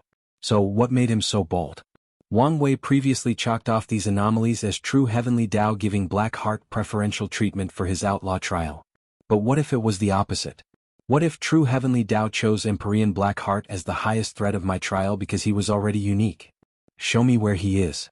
Wang Wei immediately left for Blackheart's prison and saw the man's face for the first time, sitting on the floor with sealing cuffs on his wrists. He had long black hair with streaks of red. His clothes were dirty, his hair disheveled, with blood stains everywhere on his clothes and the floor. However, the most noticeable aspect of his appearance was his pitch-black eyes, which made him look like a demon. The Dark Eyes race? Wang Wei thought. He knew of this race born with the power to feed on people's desires. They were once a part of the collective devil race before separating themselves. The odd thing about this race was they separated themselves not long before many factions besieged the primogenitor devil. However, no one blamed or retaliated against them for some bizarre reason. It was like all the other factions collectively chose to ignore their previous crimes.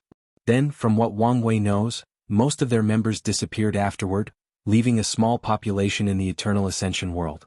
It's you, said Empyrean Blackheart as he recognized Wang Wei. Indeed. I bet you never expected this, did you?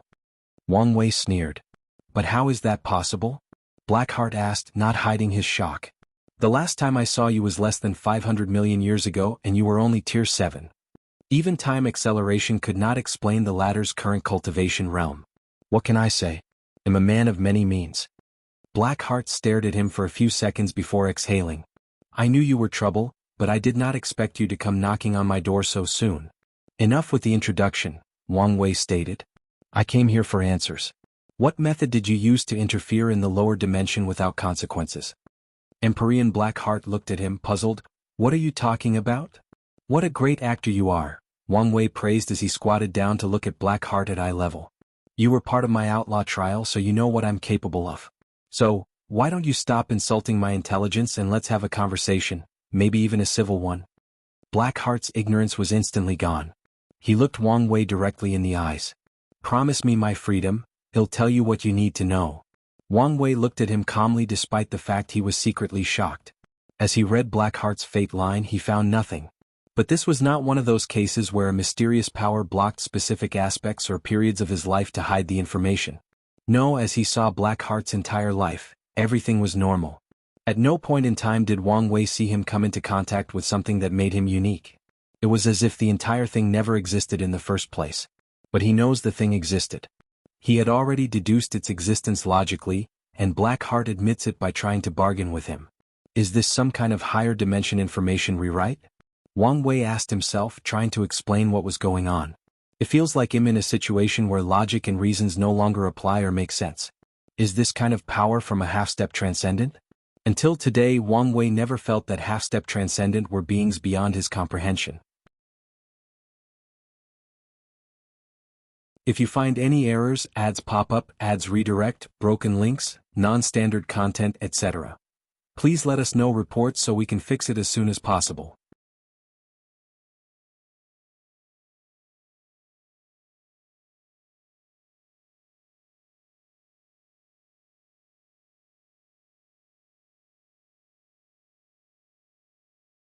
The G family values the palace's internal members compared to the others, and their recruitment process does not value cultivation as much as your affinity with emotions, desires, and the soul. Wang Wei squinted. So, I can kill Black Heart? Yes, but I wouldn't recommend it, Yanhai explained. The palace operates in a neutral system, but they also protect their members. If you kill him, someone will come to investigate. Given Blackheart's low level and the fact you're not at fault, they won't cause you trouble. However, you know the current situation of our world. If these people intervene, even if not directly, things will become more complicated and escalate into, well, I don't even know. You have a point, Wang Wei nodded. But I'm confused. What makes the Heart Desire Palace? No, the G family, so feared that even you're careful when speaking about them. Yanhai looked him directly in the eyes. Kid, I know you are wise beyond your years or your realm, but there is such a thing as too much on your plate. You have plenty to do now, so don't add unnecessary stress to yourself. All you need to know is stay away from these people. Don't antagonize them if you have to deal with them, and no matter what, don't make any contracts with them. Understand? Wang Wei could tell she would not say more. I understand. Good, Yanhai nodded. You should be preparing to meet my future daughter-in-law at Sun Zhenyo's celebration. Do you need any advice on how to proceed? As if I would seek advice from someone who's been eternally celibate, Wang Wei thought to himself. Yanhai's eyes suddenly turned fierce. You just thought something offensive, didn't you? Boy, don't you know my sword can reach you instantly with a thought? Ancestor, don't sully my character, Wang Wei swiftly said. I was thinking of what appropriate advice to ask. Yanhai snorted coldly. You've ruined the moment. Anyway, you better not mess things with her. I have plans to lord over my seniority over her for eternity. They'll never forgive you if you ruin this for me. I promise I won't. You better not. Yanhai ended the communication, leaving Wang Wei alone to smile wryly. Is this marriage for me or you? He complained. He sighed before focusing on the present. He did not need to worry too much about the Heart Desire Palace since he wouldn't contact them until he traveled through primordial chaos. However, this incident reminded me of something I've overlooked. Foreign forces, Wang Wei thought. The parasites are holding the front line, but what if someone breaks through or they give up protecting the world? What will happen? He took this moment to deduce the future. In the best-case scenario, Mithria and Supreme Unity will stop their fighting and stop the invaders. Then they would continue their fights. The worst-case scenario is they stop the invasion and return to overlook the situation. I would rather not deal with a present Supreme Unity, even with Mithria's protection. The middle scenario is they keep fighting and allow these foreigners to interfere in the world's current affairs. The situation is also wrong since my priority will not be these weak parasites but some of the most mighty paragons from primordial chaos. If you find any errors, ads pop up, ads redirect, broken links, non-standard content, etc., please let us know reports so we can fix it as soon as possible.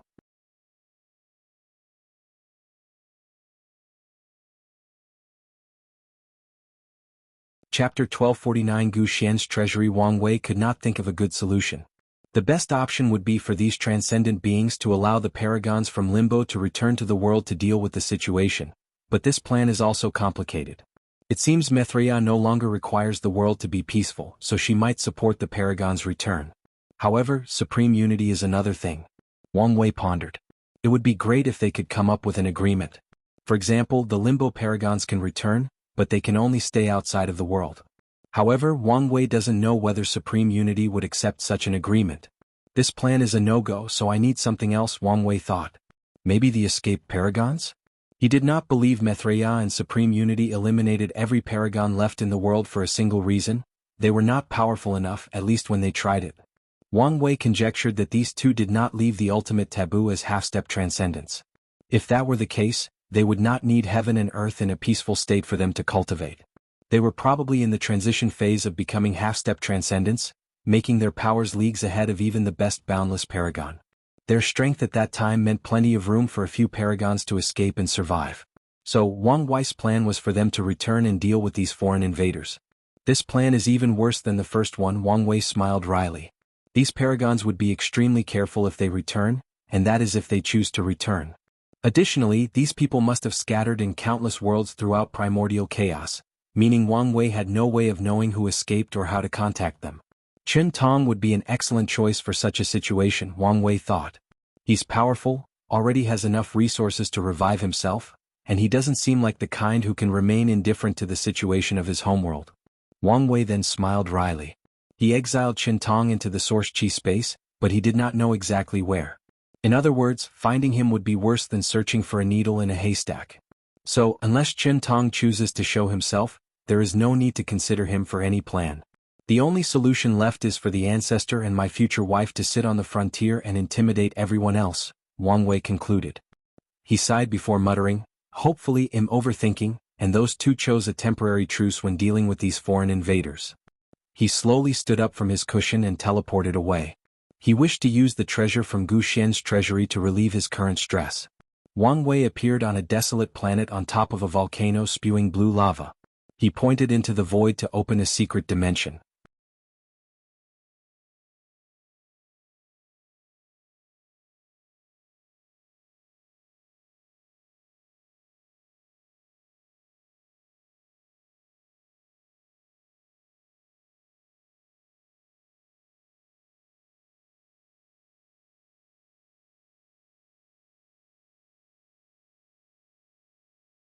Bold words, said Fierce Tiger, eyes flashing red momentarily. He had calmed down by now and successfully resisted the pressure of everyone else. Of course, he's lucky Wang Wei did not participate in this activity. Are they? Wang Wei finally looked at him. Empyrean Jimin was a capable leader, but your cause did not have much traction or success until I sent my people, blessing you with their tremendous luck and destiny. Now, I ask for a simple request to relinquish control of one of them after I repay what they owe, but this is your response. But your response was not simple, Fierce Tiger responded, trying a softer approach after realizing this person, likely the destined one, had already built such a powerful force in such a short period. Zhen Baiyu's status and situation had made her a valuable asset, maybe above the others. Her role is integral for us to keep tabs on Taoism. That's why I offered to share the information she provides, Wang Wei countered. But here comes the issue. We cannot trust you regarding something of such significance. Who's we? Wang Wei asked. Your entire cause, or your faction that suddenly took power after Empyrean Jimin's disappearance? Fierce Tiger could not answer. I've been working fine with them so far and we've established some level of trust. If you had an issue with complete separation from Zhen Baiyu's contract, you could have talked to me to reach a compromise. Instead, you outright rejected my request. Such a way of behaving tells me a lot about how your moronic faction operates. No need to be rude. We've shown you enough respect. That's because I have a decent power, faction, and destiny on my side. I can tell you how you were about to treat me had I not given you a warning. Wang Wei cut him off. At this point, Fierce Tiger had flames gushing out his eyes due to his anger. Tell me, Wang Wei continued. How many of the people I sent do you think will continue working for you after their contracts end? Especially if I sent the words out of our falling out or the fact I built a better resistance. How many do you think? 80%? Probably as high as 90, right? Fierce Tiger did not answer. Release the contract or not, Wang Wei continued. But remember that your choice will decide our relationship move forward from now on. Wang Wei waved his hand to end the communication, and he immediately looked at Red Mask. How is your infiltration of the rebellion? Decent. We've infiltrated many lower-tier factions and a few middle-tier ones, Red Mask replied truthfully. Accelerate the speed, Wang Wei ordered. Additionally, find out how many people know about Zhen Baiyu's status as a double spy. I don't trust these bastards not to reveal it out of spite. It will done, Red Mask bowed, disappearing to get started on her task immediately. If you find any errors, ads pop up, ads redirect, broken links, non-standard content, etc. Please let us know reports so we can fix it as soon as possible.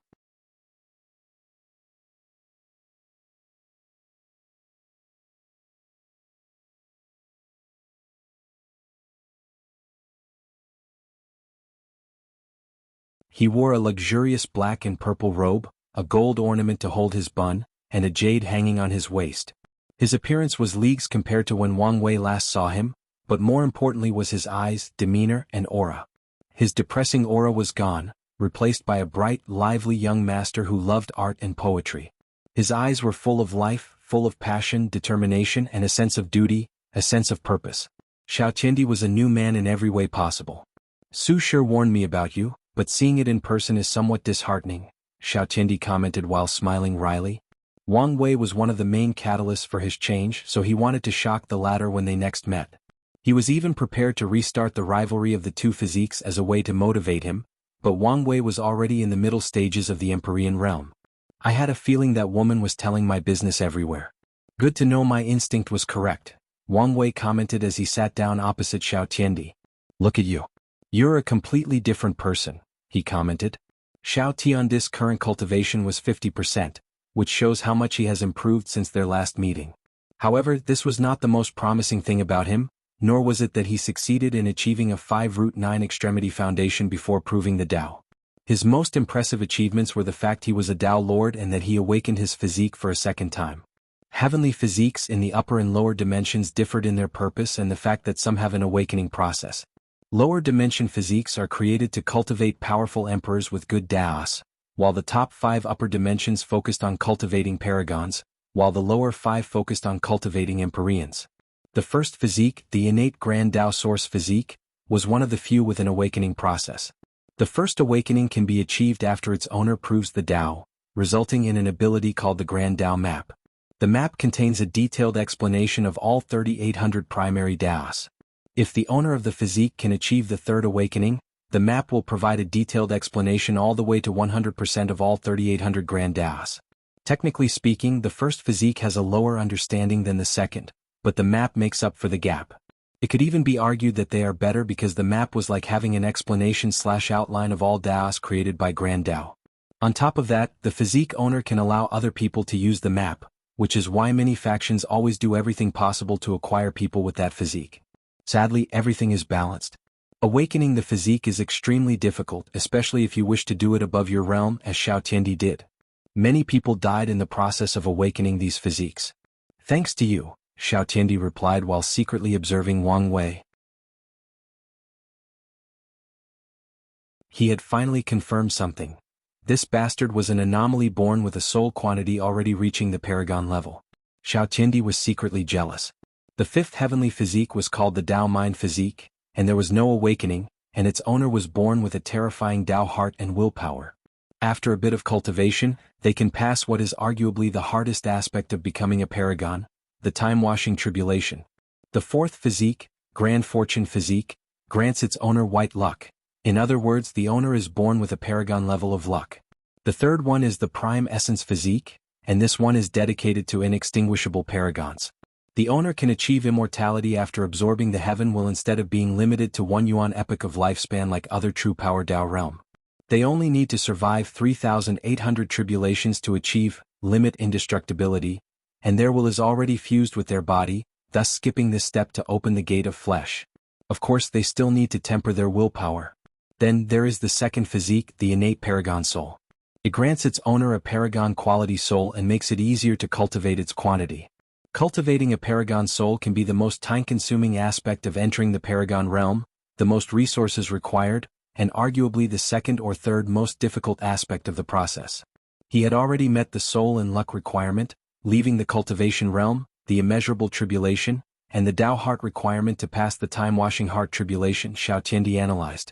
From what I know about this bastard, his Tao heart is solid and only needs some time to temper it. In other words, he only needs to reach 90% of his understanding and pass the tribulation, and hell be a paragon. Meanwhile Xiao Qiandi did not like the fact he was left behind or the fact Wang Wei was now technically in the same generation as his master due to his cultivation realm. On top of everything else, he wanted to beat this guy up at least once. Yes, Wang Wei helped wake him up from his slumber state, but he did not appreciate the way he went about it. As such, he wanted to show him off before putting everything behind him. But what can I do to accelerate my cultivation?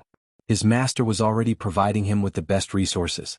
The other solution was merit, but that's not available in large quantities. He had access to the best time acceleration resource, so unless he found a unique treasure like Emperor Kong, he could do nothing. Chaos Dao, huh? Wang Wei asked. It makes sense. The innate Dao source was perfect for cultivating Chaos Dao. It was probably created for that purpose. Additionally, the physique even allowed its owner to only pass the outlaw trial, and not the supreme trial, to cultivate Chaos Dao. So, why did you want to see me? Wang Wei asked. Xiao Qiandi did not answer but took out a small mirror and glanced at it. I knew it, he uttered before looking at Wang Wei with a fierce gaze. What's your intention with my master? If you find any errors, ads pop up, ads redirect, broken links, non-standard content, etc., please let us know reports so we can fix it as soon as possible.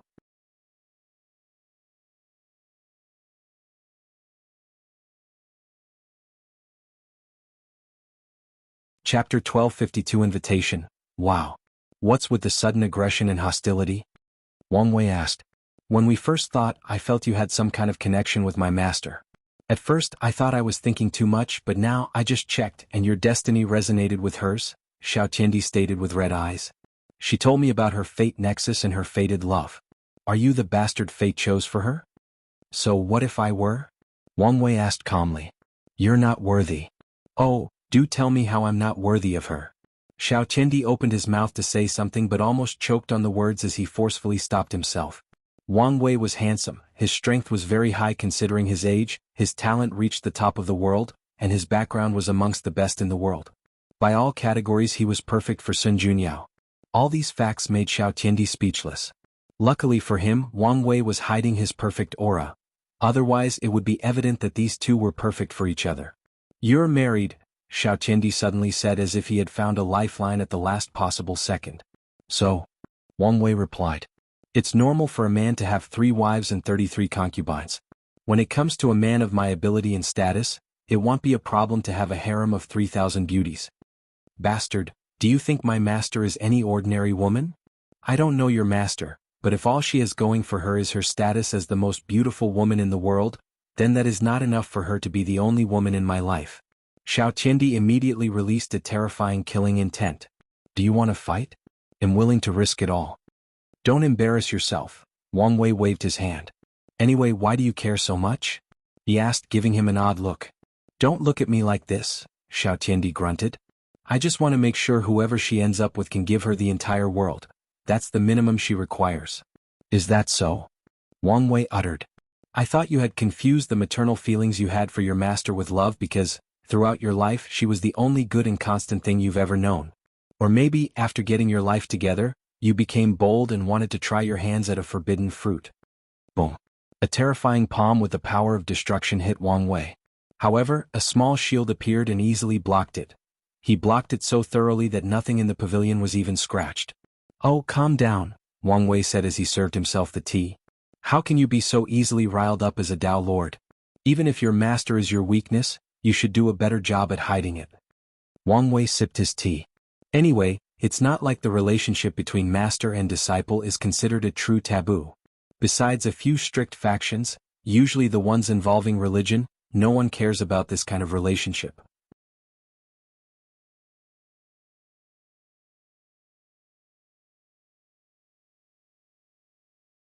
Xiao Qiandi took a moment to organize his thoughts. Their leader, Emperor Jimin, is a talented individual. However, he made a grave error when organizing the rebellion. He did not centralize power and recruited too many people, creating a situation where so many factions vie for power. Xiao Qiandi squinted. I reckon it was not a mistake, but he did it purposefully. Oh. After analyzing everything he's done so far, I deduce that his ultimate goal is not the rebellion or the end of this era, but to use the rebellion's name to build his own faction, Xiao Qiandi stated. He's that ambitious? More than you think. If my analysis is correct, his disappearance is because he's trying to enter the Paragon realm. If he succeeds, it will be easier for him to control all the resistance, especially since he already has the majority of control, Wang Wei commented. That should have been his long-term goal from the start, Xiao Qiandi agreed.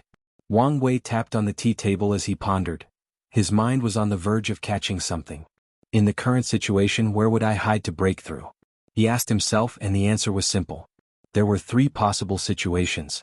The first is the source chi space, but the volatile nature of that setting means it could affect the immeasurable tribulation, thus raising the difficulty exponentially.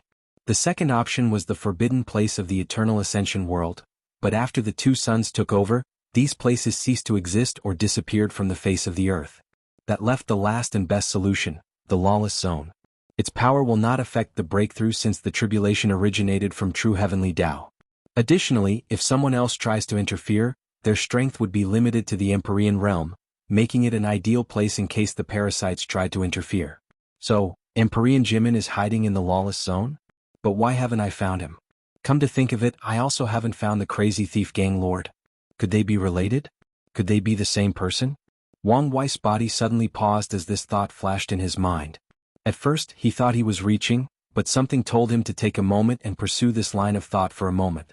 When I first met him, I thought his name was associated with nimbleness, which could indicate his Tao was related to assassination, Wang Wei analyzed. And the information I've gathered so far proves that to be the case. No one knew exactly what the leader's Tao was, but everyone knew he was a master assassin who rarely failed. However, it could also apply to a Tao related to thievery. It's also suspicious how they both retreated around the same time, especially when my information indicated that the gang lord's cultivation was near the peak of Tier 11. Wang Wei realized his deduction was a stretch, but his guts told him he was onto something. Empyrean Jimin was either the same person as the crazy thief gang lord, or they were connected somehow. Regardless, he was prepared to investigate. If you find any errors, ads pop up, ads redirect, broken links, non-standard content, etc., please let us know reports so we can fix it as soon as possible.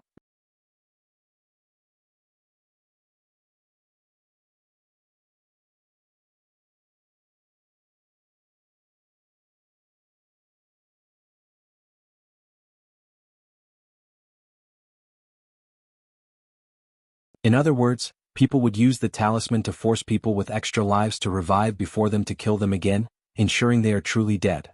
The parasites outlawed real-life iron. Although they only reinforce the rules when the third-tier ones are discovered, their subordinate does reinforce the rest of this rule, Wang Wei thought. So, why are those people so blatantly selling it? He was intrigued, so he participated in this banquet. He had to wait 6 months but decided to take a small vacation. Wang Wei bought a VIP lounge for the auction, but he also complained the price was too much. The receptionist explained that the price was due to the nature of what was being sold. However, he still felt it was needlessly pricey. On the day of the auction, he waited and observed. The announcer/hostess was a beautiful woman with a goth vibe. She wore dark purple lipstick, long black nails, and a revealing winter fox coat. Why would a coat be revealing? No one knows, but that's how she was dressed, and the audience seemed to love it. The first item was surprisingly grade 7, meaning it was for people of void-shattering realm. Then it slowly increased until grade 10 when Wang Wei finally bought something. He fetched 3 of the 5 heaven wills they were selling. He did not fight for the remaining 2 because the people who wanted it seemed desperate, so despite the fact he could outbid them, he let it go, considering granting these 2 some blessing. After his bid, someone brought him his things and he paid. The process was simple and direct. As he held the heaven will, Wang Wei could not help but sigh. These things are fought after in the lower dimension, with everyone lusting and willing to do everything for one of them. However, in the upper dimension, it is a commodity, albeit rare but still a commodity. Wang Wei did not buy anything more, as even the things in the Tier 11 section did not interest him. Then it was the last object of the auction. The hostess waited a few seconds for someone to bring it out, but no one cared. Apologies everyone, it seems there might be some issue. Give me a moment to resolve everything, the hostess announced as she bowed. To compensate for this blandder, everyone here will receive a 5% discount in all future auctions. The crowd erupted in murmur, and the auctioneer walked behind the curtain, returning about 3 minutes later with the item floating behind her. Now let's move on, she said, removing the red cover, showing black rock with white stripes running in a circular pattern. Countless divine senses checked this thing to ensure it was the real deal, and the auction allowed it since this was an unwritten rule of the auction business. You all know this thing's value, so I won't repeat it, the auctioneer said. For the starting bid. She paused for dramatic purposes and to build suspense. Your life, she said in a severe tone, her eyes full of disdain and killing intent as expected, Wang Wei thought. A barrier suddenly surrounded the auction, and 2 armies wearing Phoenix-designed armor rushed into the place and immediately attacked everyone present. If you find any errors, ads pop up, ads redirect, broken links, non-standard content, etc., please let us know reports so we can fix it as soon as possible.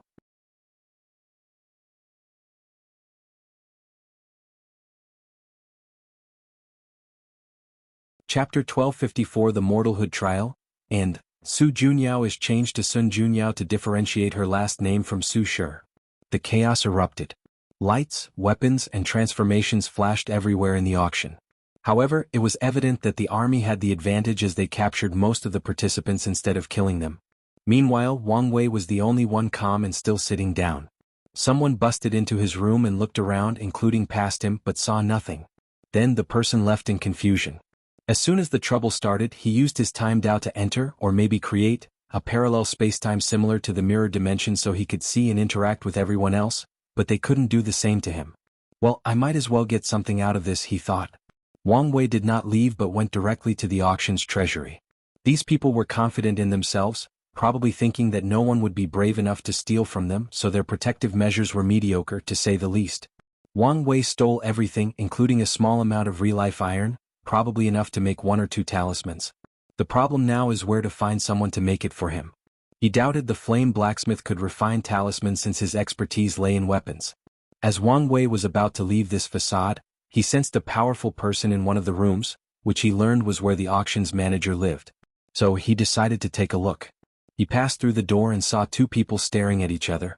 To be precise, a beautiful woman with a phoenix headdress and red hanfu glared at a man looking at the floor while trying to make himself as small as possible. The mighty person he sensed was the phoenix woman, as her cultivation was the peak of the Empyrean realm, and she was close to opening the gate of power. Well, she asked. I really didn't know it was a fake. You keep saying that, but do you think this is good enough? Lady White Phoenix, even you were almost fooled by this fake. What can someone as lowly as me do in such a situation? White Phoenix looked at this fake 3rd-tier real-life iron on her left hand. It was indeed an excellent fake, and if not for her unique ocular prowess, the heavenly phoenix eye, she would have missed it. Your excuse is good, but it's not enough, White Phoenix declared. This operation was supposed to lure these ridiculous rebels and maybe even some excellent fishes, but you ruin it. According to the plan, they wanted to use the excuse that the price the iron sold was not to their liking, so they would delay this auction by another month, all in the hope of the news traveling far and luring some important individual. Sadly, this plan failed once they realized someone had stolen the real thing, leaving a fake. You should have listened to my advice, postponed the operation and bought a new iron, the manager complained.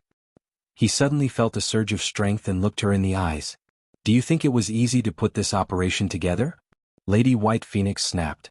She knew how much effort she put into convincing these people to lend her this iron without someone labeling her a traitor. Forget about continuing the operation, and she will be in major trouble after returning home. She might even be executed. The manager's body trembled and he quickly lowered his head. White Phoenix looked at him fiercely, contemplating whether to kill this imbecile directly. No, the action in this imbecile works for Sister Red Phoenix, so I can also put some of the blame on her and reduce my fault in all of this. White Phoenix's mood suddenly improved, but she showed no emotions. Meanwhile, Wang Wei was surprised by this news. Who could be responsible for this theft? The Resistance? No, my guard should have sent notes of such vital information, Wang Wei thought. Is there an excellent thief in this area? Another event related to thievery. He shook his head before focusing on this woman. White Phoenix, one of the primary subordinates under the 5-feather phoenix. What should I do with her? Kill her now.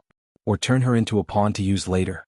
He considered briefly before deciding to make better use of her. So he blew an invisible gray mist into her body. White Phoenix suddenly reacted and turned to look in his direction. She frowned as she saw nothing, so her eyes turned into phoenixes before she looked at every corner of the room. Am I too sensitive? She pondered. She checked a second time with the same result. Seems I am. She turned around and started using her divine sense to check the situation. Another talent wasted, Wang Wei thought as he looked at her with pity. The fact that White Phoenix detected his actions proved she was talented, especially in the detection category. Sadly, she can never fulfill her potential because of who she serves. There is also the fact he might have to kill such a talent. Wang Wei left the room, but he did not leave the auction. Of course he had his reason. He feared breaking through their formation might warn White Phoenix of someone capable of breaking their array. And if someone can do that, that person can also spy on her. Wang Wei did not want to alert her in any way possible, so he waited until the operation ended and the auction lifted their formation before he left. He returned to the Dao burial ground and immediately started researching any connection between Empyrean Jimin and the crazy thief gang lord. He also asked Red Mask Fate to send the next batch of trained guards to the Red Plateau land, even tasking her to look for a talented individual with the Dao of theft. Heavenly Beauty Palace. Sun Junyao, with a veil covering most of her face, sat on a cushion with a large scroll in her hand.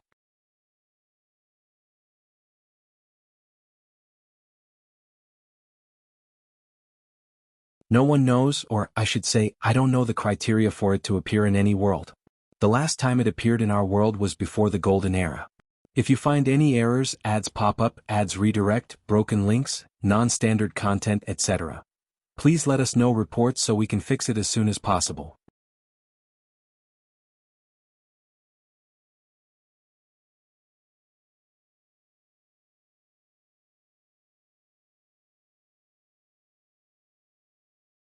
Yes, you're my direct disciple and what better person to represent me, Sun Junyao nodded. Go right now. No, change into something more presentable. You should also bring gifts. No problem, Xiao Tiandi stated. By the way, is the trial also useful for paragons? No. You must leave after becoming a paragon. That's good to hear, Xiao Tiandi sighed. If those people could also use the trial, the current situation would worsen to a terrifying level. He walked out of the room heading to his quarters to change. Wait, Sun Junyao yelled. What about the thing I asked you to fetch? Oh, I almost forgot, Xiao Tiandi replied. He did not turn around but threw a space ring over his head, which landed perfectly on Sun Junyao's hands. Rude, she complained. Nothing went wrong? Nope, everything was fine. Eternal Ascension World, Primordial Chaos. A blood-red dragon fought a cultivator with a flying sword. The dragon had countless blood marks on its body. His scales were destroyed or slashed in different parts of his body. From their auras, the swordsman was obviously more powerful than the dragon. However, the supposed divine creature had its power boosted by a potent array.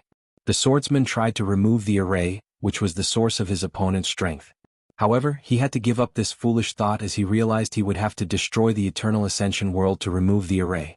Sadly, he did not have such power, so he could grit his teeth and curse whoever created such a brilliant formation. The swordsman suddenly sensed people rushing toward him.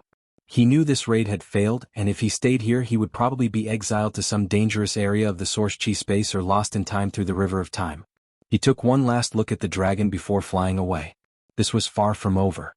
The Chaos Universe was about to experience another turmoil similar to this Second War origin, and the Eternal Ascension World might be the key to knowing what will happen. Better yet, they might be the key to ensuring maximum benefit. The top powers have yet to show up, only observing in the shadows and using people like this swordsman as pawns. However, sooner or later they will be tired of observing and taking action. The dragon waited until he could not sense anything before turning into a tall, muscular man about 2.8 meters in height, with 2 red dragon horns and a loose robe showing his upper body. When will this end? Blood Dragon complained. As he was about to turn around, he suddenly felt a terrifying pain in his chest. Why now of all time? He thought. However, despite the intense pain, his complexion did not change. Blood Dragon, what are you doing? Are you injured? Asked a beautiful voice. I'm fine. Is that so? Well, we're having a meeting. I'll be right there, Blood Dragon. He secretly teleported a few pills from his pocket dimension directly into his stomach, and a few seconds later he could move. He flew into a pavilion floating right outside the Eternal Ascension World, which resembled a colossal egg from the point of view of primordial chaos. Everyone was at the meeting, sitting on thrones around a circular table. Well, everyone except for the Disaster Paragon and the Twin Flower Monk. This can't go on like this, Time Eater immediately stated after everyone arrived and took a seat at their position. Someone must be chosen to return home and cultivate a few paragons to aid us. We've had this conversation countless times, so why waste time? Five Feather asked. Everyone wants to be the one to return, so how do we decide? I'm putting my foot down this time, Time Eater announced. I'll be the one to return and I won't take no for an answer. He released his aura, suppressing all the others in the room. Watch your tongue, warned Seven Cauldron. If anyone here should return, it's rightfully me. Unfortunately for you, I no longer care about your special identity, Time Eater replied, even releasing a slight killing intent. You do it and it'll burn everything down, Undead Phoenix said. It'll either open the formation and allow these people entry or run away and sell all your information. You wouldn't dare, Time Eater growled. Try me, Undead Phoenix replied before looking at Five Feather. I might even find someone willing to kill this bitch for me. Bold words, Five Feather replied, releasing her own killing intent. Can we even return? The Earth Emperor asked calmly. Their orders were to protect the world at all costs. Would they consider our return an act of treason? The room was momentarily quiet until Time Eater spoke. We're only doing so to better accomplish our given task. Will they care? The Earth Emperor rebutted. His words again plunged the room into silence. Let's not talk about such pointless speculation, Earth Emperor continued. How about we summon people here instead of fetching them? They can become a paragon here and the problem will be solved. As long as we each get to pick someone, I'm fine with this idea, Five Feather added, and soon everyone agreed. You make it sound simple, but have you considered the implications? Time Eater sneered at these idiots. We can hide these people for the most part, but what about when they have to undergo the immemorial tribulation? He pointed outside. Do you think these people are stupid? They won't guess what we're trying to do and stop us. You're right, but this is the best compromise we can come up with, the Earth Emperor replied. We can deal with these people's reactions when the time comes. At worst, we will send our people to the Source Chi space to pass the tribulation. Time Eater looked at the Earth Emperor in the eyes, and the latter did not lunch. Shu Rin did not know why Time Eater desperately wanted to return home but knew he needed to stop it at all costs. Fine. Let's discuss how many people to summon and how to choose. This discussion did not last long as everybody agreed on one person, and it had to be someone they trusted or could easily control. Once the decision was made, everyone scattered to their rooms for the summon. Meanwhile, the quiet blood dragon had a glint in his eyes as he calmly returned to his quarters. If you find any errors, ads pop up, ads redirect, broken links, non-standard content, etc. Please let us know reports so we can fix it as soon as possible.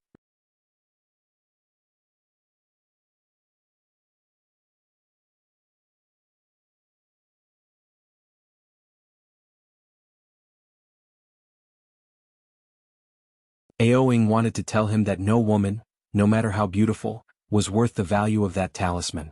However, he's been with the young master since he was a baby and knows his temper. He would only get a scolding and might even lose some trust in the process. I knew I should have assassinated her when he first showed interest, Aoing thought. Sadly, it was now too late. Aoing sighed in his resignation. He suddenly felt he had aged mentally by an exponential amount. Do as you wish, he said. But young master, don't forget you promised me you would not die before me. After saying these words, Aoing walked out of this dimension, his shoulders lowered than they had ever been. Blood Dragon shook his head. Aoing was a trusted subordinate who had been with him since birth. However, he had a significant flaw: he was too reserved. Cautions took precedence over everything he did, usually to the detriment of whatever Blood Dragon wished to accomplish. Blood Dragon looked at the cocoon and the talisman and he smiled. He returned to his quarters in the best mood since a few thousand yuan epochs. Dao Burial Ground. Wang Wei looked over a lot of documents and information, trying to connect Empyrean Jimin with the crazy thief gang lord. However, the result was abysmal. By all accounts, they were two people with different stories, lives, interests, hobbies, and personalities. As far as he could tell, they've never interacted and there is no connection between them. Ultimately, Wang Wei had to admit this might have been a wild goose chase and gave up. Luckily for him, Wang Qi brought him some good news that diverted his mind from this small failure. The rebellion accepted his proposition and handed over Zhen Baiyu's contract. However, they also asked that Wang Wei share the information gathered from her, and he agreed. Of course, he did not try these people and could choose what information to give them. Red Mask Fate then brought him even more good news. They've identified two other individuals besides Fierce Tear who knew of Zhen Baiyu's situation, one of whom was Old Ma. She wanted to know what to do with them or the others if there were any. Wang Wei told her to kill everyone else except for Old Ma.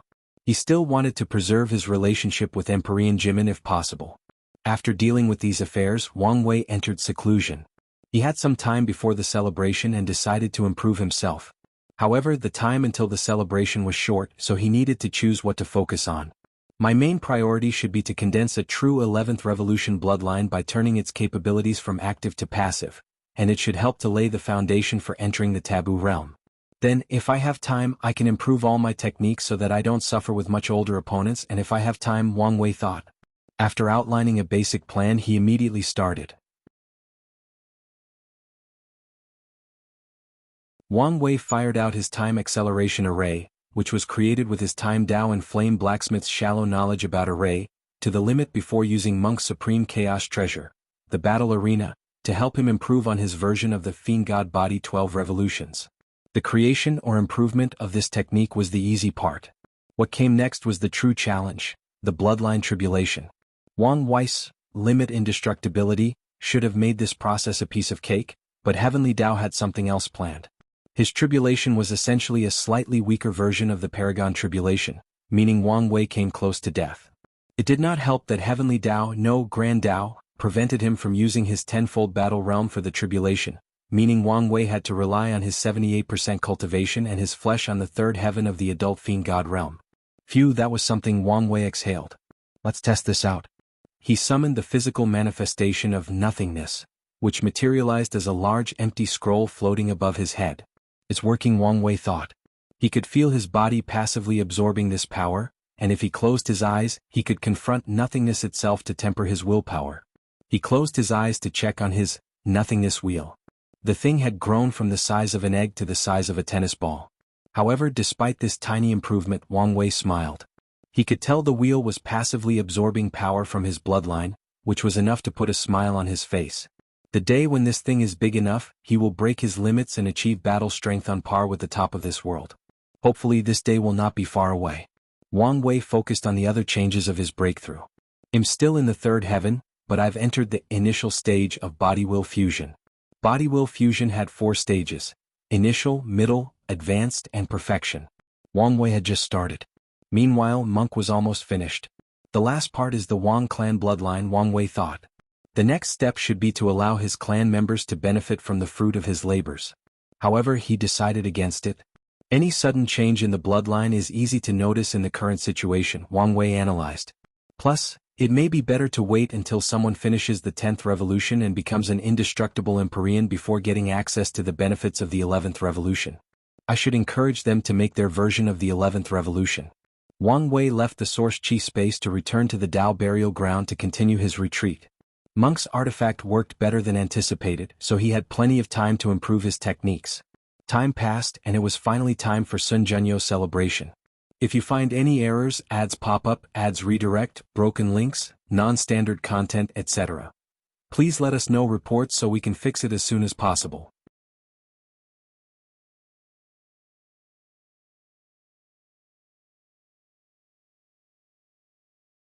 Chapter 1257 Odd Meeting. Wang Wei walked out of the cultivation room, and Wang Qi came to see him. However, Wang Wei could tell this was just a clone, and he knew the fact that the real one had entered seclusion. Why do you seem stressed out? Wang Wei asked. I haven't figured out what gift to bring to the celebration, Wang Qi said. That's what's gotten so you riled up? You should take this seriously.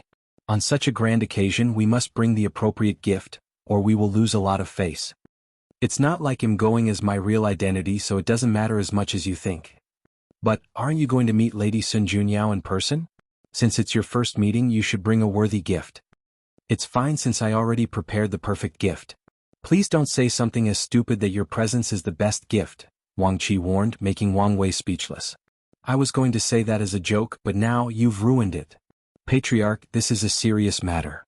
I know, Wang Wei waved his hand. So what gift did you prepare? You're persistent, aren't you? It's one of my best qualities. Wang Wei sighed and told him the gift he had prepared.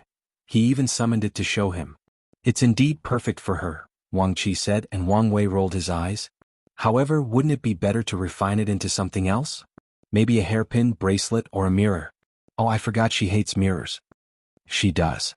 It's a known fact, Wang Qi explained before handing Wang Wei all the information he had gathered about Sun Junyao, and it indeed stated that she would return any mirrors she received as gifts and even publicly admitting to not liking them. The most beautiful woman in the world doesn't like to look in the mirror? Wang Wei muttered. I had the same reaction after finding out, Wang Qi added. Do you think she doesn't like what she sees?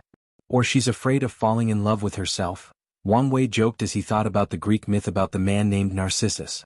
Is that possible? Stranger things have happened.